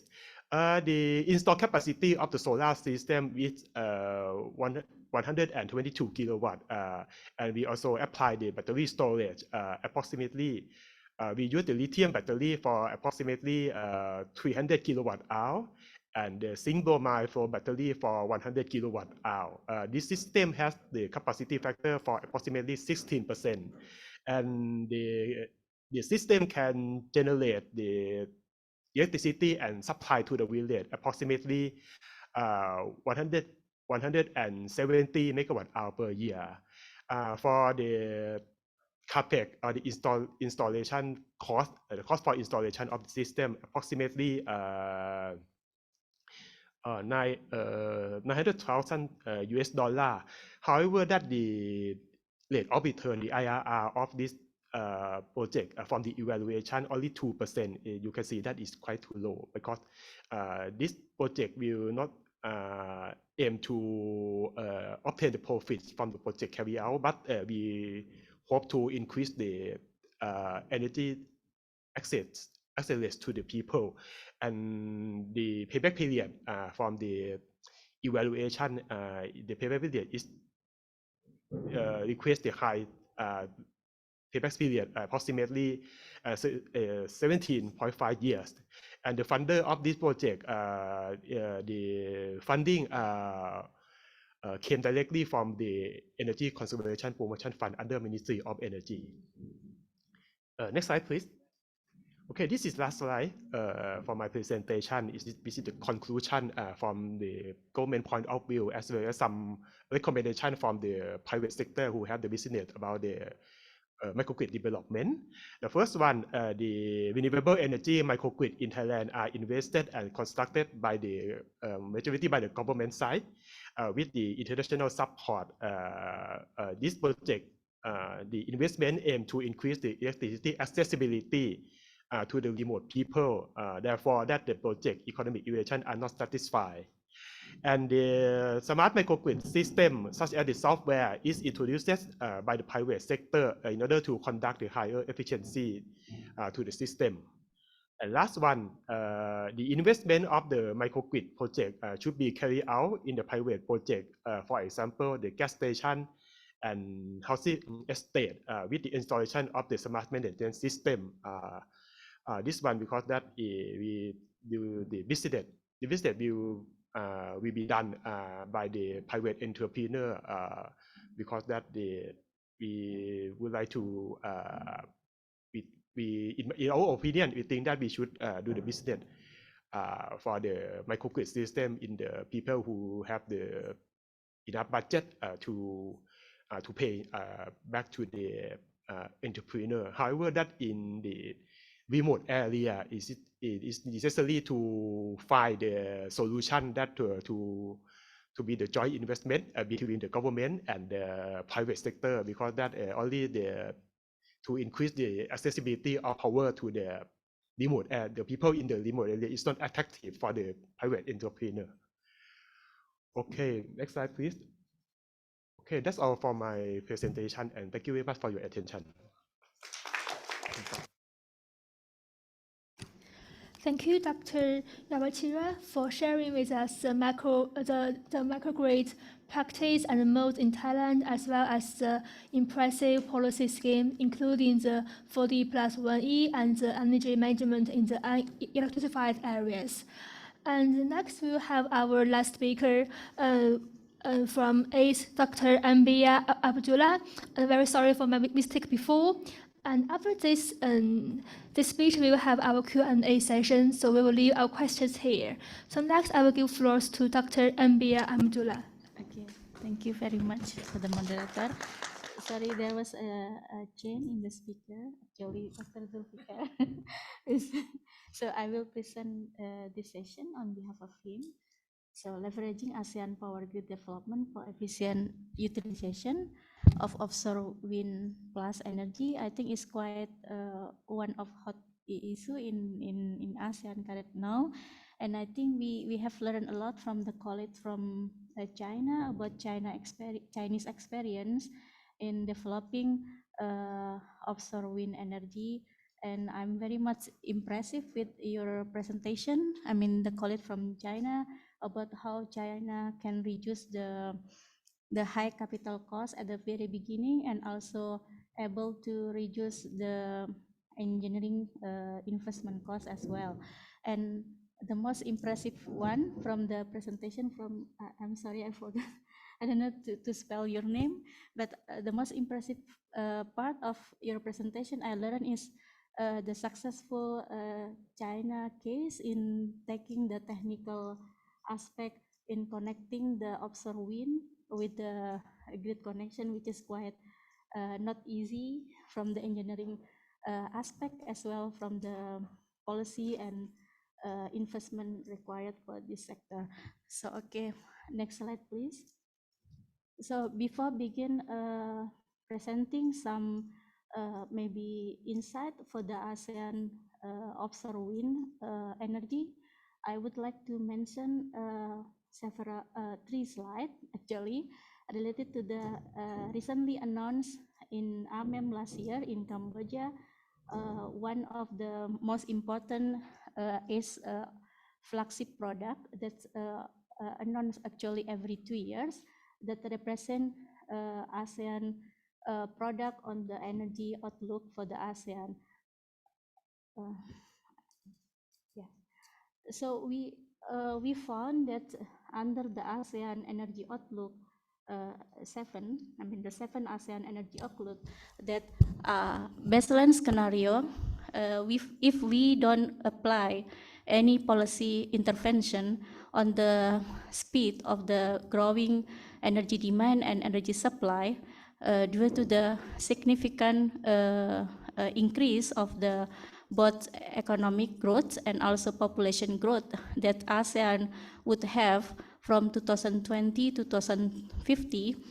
So we found that energy demand will increase 4 times, and also this is under the baseline scenario. So while we try to estimate under the condition or under a scenario that energy efficiency measure apply into the energy system in ASEAN, we found that that energy efficiency measure would be able to reduce the need of the energy, which means the energy demand of the ASEAN in 2050 would be reduced only up to 3 times, which is we still have a large amount of the energy demand increase under this scenario. And then under another scenario, this is under the ATS scenario, means like existing ASEAN countries' national policy. And then when we examine further with the inclusion of the cost minimalization of the technology that's available in ASEAN by 2050, we found that the energy demand of the ASEAN could be reduced up to 2.7 times, which is much more higher than baseline and also much more higher than the existing under the APS. APS means regional target of the ASEAN is higher. While we apply the cost minimization of the any existing and available technology that ASEAN could be utilized in 2050, the energy demand reduced further up to 2.5 times. However, in all scenario, we found that ASEAN energy sector will depend largely on fossil fuel as a main component of their energy supply. And then to reach APEC target in 2025, energy efficiency measure, we found that need to be coupled with the increasing share of the RE. So in this regard, the potential application or potential development of the ASEAN offshore wind plus energy would be one of the great contribution for the increasing share of the RE in ASEAN. And then LCO scenario, this cost optimization scenario, further reduce the TPS, primary energy supply, and shifting the system away from natural gas and solar wind replaced by coal and energy. Okay, next slide, please. And this is to highlight that under the current speed of the share, or I mean the RE policy in ASEAN, so we found that there will be still a gap of the ASEAN to achieve the RE target in 2025. So we found in 2020, the EI, energy intensity reduction, reached 24% based on 2005 level. However, this is still, we found that ASEAN need another 2.8% gap. I mean, need about 2.8% to fill the gap of the current achievement of the EI reduction. And then in terms of the RE share in the PES, we found that in 2020, ASEAN achieved about 14% in 2020, and we estimate that if we use the same trend until 2020, in 2025, the RE share in ASEAN would be at 17.5%. So we will have about minus 5.5% from the RE target of ASEAN by 2025. Okay, next slide, please.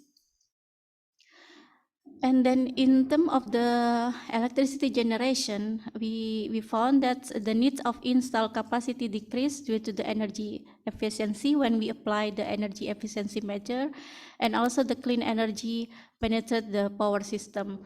However, even with the same level of electricity need and in the regional target of ASEAN, lower install capacity is required in the scenario of the cost optimization scenario. And coal, bioenergy, and nuclear replace natural gas, hydro, solar, and wind with battery penetration. Under the 7 ASEAN Energy Outlook, we didn't disaggregate or we didn't separate the wind into offshore and onshore. So we only categorize into one single sector as a wind power sector. But it would be good if there is a potential for the data availability, that if we could further disaggregate this into our next 8 AO outlook that will be announced in next year in Laos, I think. Okay, so next slide, please. Okay, this is based on the result from the 7 ASEAN Energy Outlook. So we found that the install capacity of wind, actually of all the RE, RE and also the fossil fuel will increase due to the increasing energy demand of ASEAN by 2050. And we found that the wind power plant, wind will also increase. The capacity of the wind power plant will also increase from 2000, they have 3 gigawatt until 2050. We estimate that the wind capacity in ASEAN would be 7 gigawatt. Next slide, please. Okay, yes. This is, sorry, can you, okay, this is based on one important project at ACE, which is called that ASEAN Interconnection Master Study phase 2 now. So in this study is more on the how we estimate the potential power grid interconnection among ASEAN. And then under this study, we found that wind in ASEAN has a gross capacity about 342 gigawatt with this kind of the gross capacity per factor here. What I would like to highlight here, that the potential of the wind power in ASEAN is quite promising, and especially if we could also link with the current successful story from Chinese development of the offshore wind also in link with the ASEAN power grid interconnection. That's currently also being one of the important milestone for the ASEAN. Next slide, please. Okay, I think this one, I think our colleague from Chinese and also other speaker already explained very well, not only by mentioning the technical challenge that's faced by offshore wind at the beginning phase, but also the challenge that offshore wind also face when try to be connected with the grid interconnection, and also how the practical experience have been done in successfully tackle this kind of the technical challenge. Although maybe when we talk about the ASEAN, the technical challenge may be the same, but actually in terms of the practical solution or implementation of any project of offshore wind would be maybe need to be slightly customized into the ASEAN country condition as a region, and also because we also have 10 ASEAN member states, that when we look on the each ASEAN member state level in terms of the economy and in terms of the situation of the electricity sector, quite different in some parts.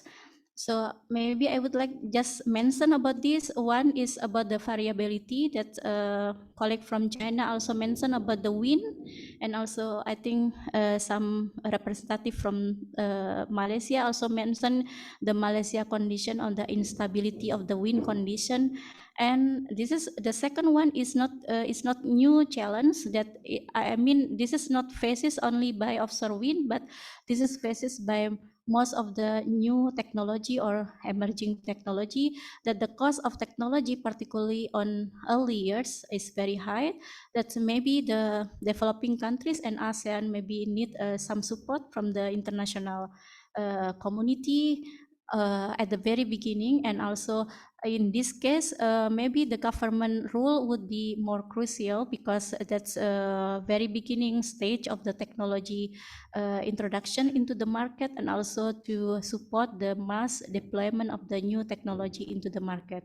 And the third is related to the risk. I think some of the challenges are already also mentioned about because offshore wind is quite new in ASEAN, and even in Chinese experience, you need about 10 years for learning curve. Yeah. So when we talk about learning curve, always is more related with the risk that we will face before we could able to tackle any risk. So one of the risks is maybe a solution for the site selection, especially at the pre-development or demonstration project of the offshore wind. And then the fourth is seizing the volume, because cover all state of the supply chain, that I think when we talk about the one technology or a successful demonstration or also deployment of the technology into the one specific market, actually we cannot escape from the mention about the all stage of the supply chain. Like from really beginning, we will deal with the how to deal with the limited variable on the wind variability that you mentioned about the turbine maybe help. And also I'm also impressive with your mentioning successful story on the when you present about the car and the roads. Yeah, that's kind of the thing I think we need to think when we try to develop of this offshore wind project in ASEAN. And another part is environmental and social impact assessment. One example mentioned by previous speaker is about noise. Yeah, how the offshore wind may have potential to affect to create the noise that's maybe not convenience for the neighboring people or community or other industry who's located. I think it's also related with the site selection. And then another one is grid harmony risk, because the most important, I think the most difficult part is how to connect that's the energy generated from the offshore wind, which is probably located in a bit far distant from the grid interconnection. That's required like a large cable and long. And also we need to also mention about the make sure the dispatching and wind control and system frequency and inertia. And this is quite technical, but I think we need to include in very beginning of the phase of the offshore wind development. And then the last one is a close and well coordination between wind farm design and grid onshore wind grid connection, because this is the most challenging part, because if we don't plan and really well and close coordination between the wind farm developer and also grid onshore, that would be increase the risk that would be delay the transmission from the offshore wind power to the interconnection grid. If there is any delay, means it's also cause some financial risk to the investor. Okay, next slide, please. Okay, this is, I would like to comment on the technical challenge that faced by connecting offshore wind plus with the power transmission, but I would like to look on the power, policy challenges, because we cannot only tackle the technical challenges without also providing the policy framework that may need it to support the early development of the offshore wind power in ASEAN. First, as we aware, any new project or any expansion of the new technology would require the investment. And investment means we need sources to invest. And if we rely only on the public budget of the government. I think it is well known that public budget is limited, and we have to achieve many, several targets. So that's part we need to also design very well on how we could upscaling the required investment. And the second one, I think, is also mentioned by previous panelists about the leasing and permitting regulation. This is not related on the budget, but this is one of the important thing, because without proper arrangement or reevaluating the current existing leasing and permitting regulation, we may face some risk or some delay in the development of the offshore wind connected with the power grid. And then the third is existing government procurement system that's maybe need to be discussed in our meeting, next coming meeting. And the fourth is bankability of offshore wind project. I think the colleague from Philippines presented that DOA in Philippines also put a special treatment for the new investor, that's by asking them what kind of the support they would require at the beginning for the offshore wind project investment. And another one is mitigation measure for investment risk, particularly on the grid delay, because we have to put this one into the planning and into the budget as well. And then policies enable additional transmission grid and flexible alternating current transmission system is also necessary, because this will support the successful of the interconnection or from the offshore wind to the power grid connection. And last but not the least is policies or regulation to mitigate potential risk occur in 3 stages is pre-development, development, and operation and maintenance. Okay, I think this is the end of my, sorry, I have one slide more. I think next slide, please, but I will, due to time limitation, maybe I think some point I already touch part in my previous slide. However, I would like to emphasize that enhance and ensure well coordination among relevant ministry, authorities, financial institution, offshore wind association, and other related business partner is necessary. This is related to the tackle the risk from the all supply chain related to the offshore wind energy, and re-evaluate the existing policy and regulation. And then well plan of the grid additional and upgrading connection is crucial. And I would like to mention here we have the ASEAN power grid interconnection, which is I think quite timely relevant with this kind of the potential. Yeah, thank you so much. And thanks for its introduction, which presents us the wind development from both a regional view and the scenario-based view, and most importantly, the technical and policy challenges and key points to pay attention. In the end, gave us a clear map why the capacity building is necessary and what the next steps we should collaborate to deal with. So before we close this session, we still have a short time to the Q&A session. So please feel free to raise your hand and unmute to promote your questions, and also for our online participants to write your questions in the chat box.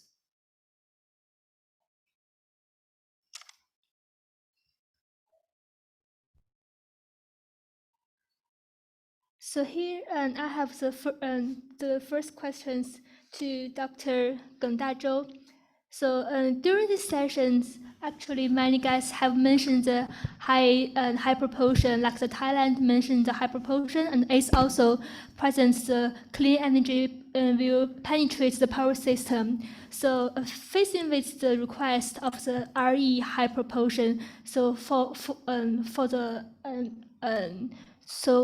as we have the future oriented, so and also combine the China experience you have introduced. So Dr. Geng, what do you think should the ASEAN countries and also China to prepare for the high proportion area development? Okay, thank you. The high proportion utilization of the offshore wind power will be the tender of the worldwide country in the future, and because that the offshore wind farm has a large distance from the coastline, and its power is intermittent and fluctuant. The transmission strategies and power grid should be developed correspondingly. I think first of all, in the current technology stage, the ASEAN countries should focus on the high voltage AC transmission first, and the control technology and the construction of the step-up transformer station should also be pay more attention. By that way, we can ensure the long distance and large capacity offshore transmission, and to reduce the transmission cost. Secondly, I think we should plan the offshore generator site, the transmission corridors, and the onshore grid together and avoid the sensitive areas, and make the layout of submarine cables more well organized. And then the offshore wind power can be sufficiently consumed rather be wasted. Thirdly, in the premise of economic efficiency, I think the storage technology should be focused on to reduce the influence of intermittence and fluctuance of the offshore wind power. And fourth, I think we should try to strengthen the power grid of the ASEAN regional and improve the capacity of mutual supportive between each country. And considering ensuring the security of the power supply, I don't suggest to eliminate the fossil fuel power station immediately, and maybe at the current stage, a part of fossil fuel power station should be returned to supply the peak load in the daily life. Thank you. Thank you, Dr. Gang. And the second question is to Dr. Yawatira. So as you in your slides and also mentioned by the ACE colleagues, so I feel in the context of the ASEAN power grid development and in the Thailand's policy, the 4D plus 1E, in the digitalization, you have mentioned Thailand is planning to become in the ASEAN Energy Commercial Center. So is there any more specific introduction of this one, the ASEAN Energy Commercial Center? Okay, thank you for your question. About our policy direction in the 4D and 1E strategy, you mentioned about the action plan under the digitalization, and this is our aspiration that we hope to be the ASEAN energy center for the especially for the renewable energy, because that we due to the Thailand location in that we hope to in the future we will hope to generate the more electricity that we come to which mainly come to from the renewable energy resources. Therefore, we hope to expand and distribute our power to the into the among ASEAN member states. And the second one, this is our how can I call this? Our future plan that we hope to expand the if possible, we hope to expand the market for about the bioenergy that we will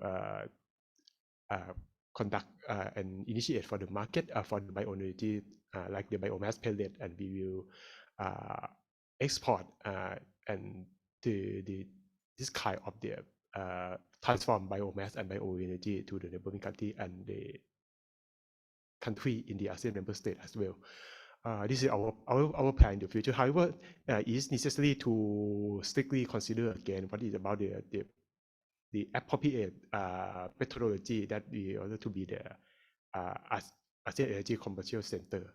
Just this is not only our aspirational idea that we hope to, if possible, we hope to be the hub at the commercial center for energy in the future. Thank you, Dr.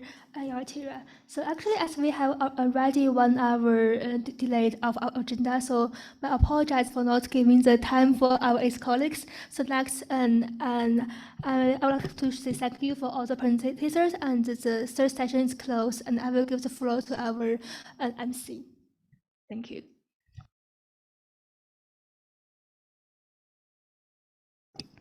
Thank you, moderator and all speakers. Next, we are moving to the last item on agenda.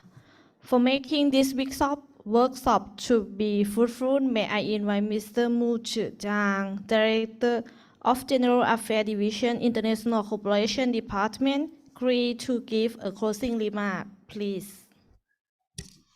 Thank you, MC. Honorable chairs, Mr. Supongla Sarus, and Mr. Ren, and Mr. Zamora, distinguished delegates, ladies and gentlemen. Today, we had an extensive and in-depth discussion on the key topics related to offshore wind development in ASEAN. Here, I would like to extend my sincere gratitude to the organizers and all the participants for making this fruitful exchange happen. It is such a great pleasure and privilege for me to hear the insights from the officials and experts from ASEAN member states and international organizations again, especially as this is the first time that we have a workshop in person since the outbreak of COVID-19. My confidence in cooperation has been further boosted, seeing so many familiar faces, old friends, and the continuous efforts of region dedicated to the cause of renewable energy development and energy transition. Today's discussion has laid a solid foundation of our joint exploration in offshore wind, which is an advanced energy type with vast potential in the region. The endowment is especially exceptional, with abundant potential locating near the load centers. The applications are also diverse and flexible. I believe offshore wind, if further explored, will open up a broad path in energy transition for all countries in the region. Not only the countries with desirable coastal condition will benefit from the development of offshore wind power sources, but all the countries, including the inland ones, will share the massive opportunity for joint project investment and development, industry chain building, and innovative applications. This promising prospects is also seen by World Bank and ADB, which have conducted an in-depth research and provide suggestions for some ASEAN member states. Therefore, at last year's AMEM+3 meeting, we proposed to focus on offshore wind development in our cooperation this year and was well received by the countries. This year, the joint study of ASEAN offshore wind development roadmap is our first step to explore the sea. We look forward to gaining your precious insights in the completion of the report. We also hope to receive your instrumental inputs on the agenda and discussion topics of the coming China ASEAN Clean Energy Week, or we call it CATCHU, which will happen in this September in Hainan province. We would like to extend our warm invitation to all the colleagues here from ASEAN member states and international organizations to the event. Under the guidance of National Energy Administration of China, China Renewable Energy Engineering Institute will continue to support the Energy Cooperation Program of APAEC under the RESSN, share China's latest progress and developed experience in offshore wind and other renewable energy, and join hand with our ASEAN colleagues to strengthen the renewable energy industry of the region. It is our common goal and efforts to build a low-carbon energy system that enables sustainable development of energy and economy. Our consistent exchanges and cooperation will greatly accelerate the realization of the goal and bring benefit to the people.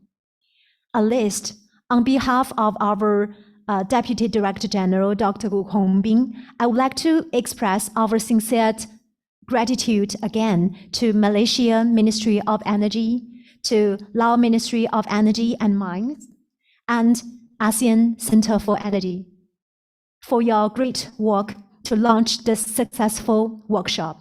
Thank you so very much.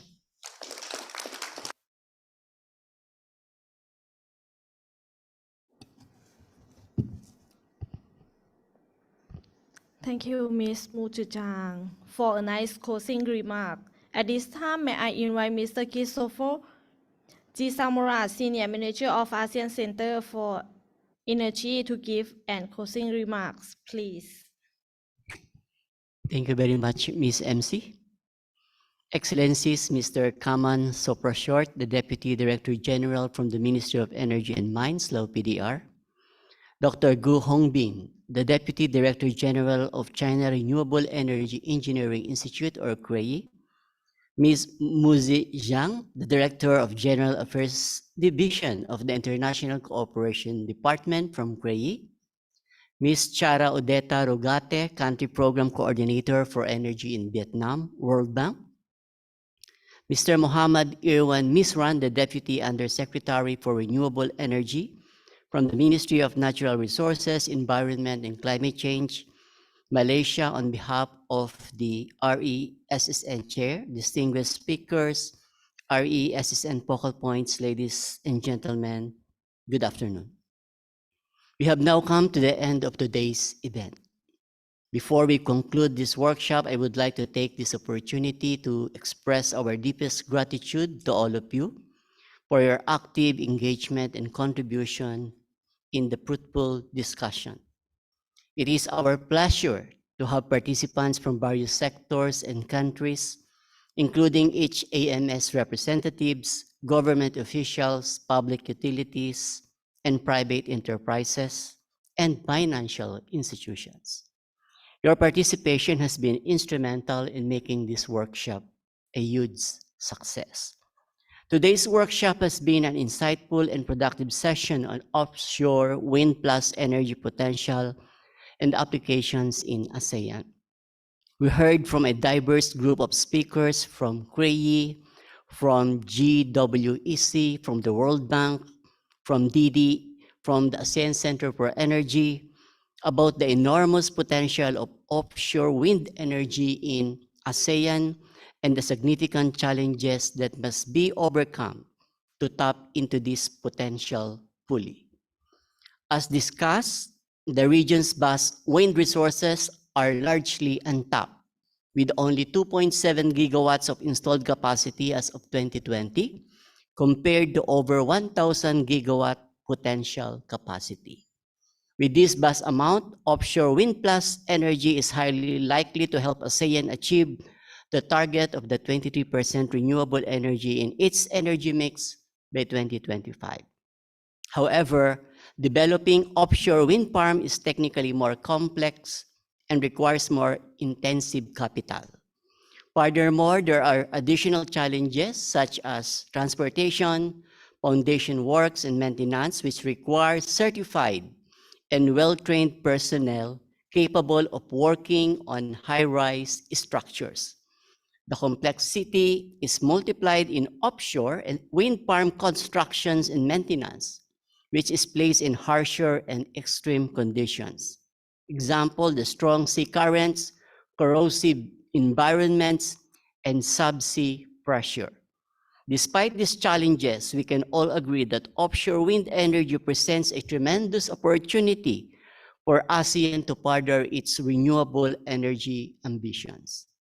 Therefore, I urge all participants to take the lessons learned from this workshop and collaborate to address the challenges we face collectively. We must continue to work together to develop a facilitation platform between or amongst governments, project developers, investors, international cooperation partners, dialogue partners, as well as knowledge sharing platform to identify the most promising sites and resolve existing conflicts. Ladies and gentlemen, before I conclude, I would like to express our high appreciation to the Minister of Energy and Mines of Lao PDR for becoming the host of today's event. I also would like to express our appreciation to Krawi for the wonderful collaboration that we have over the years. Moreover, I want to thank all the speakers and moderators and extend my congratulations to all my ACE colleagues at the ASEAN Center for Energy for making this event a fruitful and successful. Lastly, I hope this workshop can initiate more discussions on the topic, as well as accelerate the development of wind energy in our region, and together with other renewable energy sources, create a cleaner and more sustainable future for generations to come. Thank you very much for listening. These closing remarks is delivered for and on behalf of Dr. Nuki Agya-Utama, the Executive Director of the ASEAN Center for Energy. Thank you very much for listening.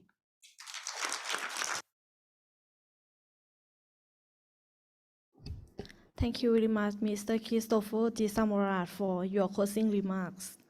Once again, I appreciate you all participants for joining this meeting from here and online. And thank you so much for your participation and attention. Tomorrow, we will have another focus group discussions on plans and policy for electric vehicle in ASEAN member states for integration into biofuel roadmap from 9 a.m. to 4:30. Please join the focus group discussion at the same meeting room for today. Lastly, I wish all participants have a good health, success in your duty. Have a wonderful time during your stay in Vientiane. Thank you.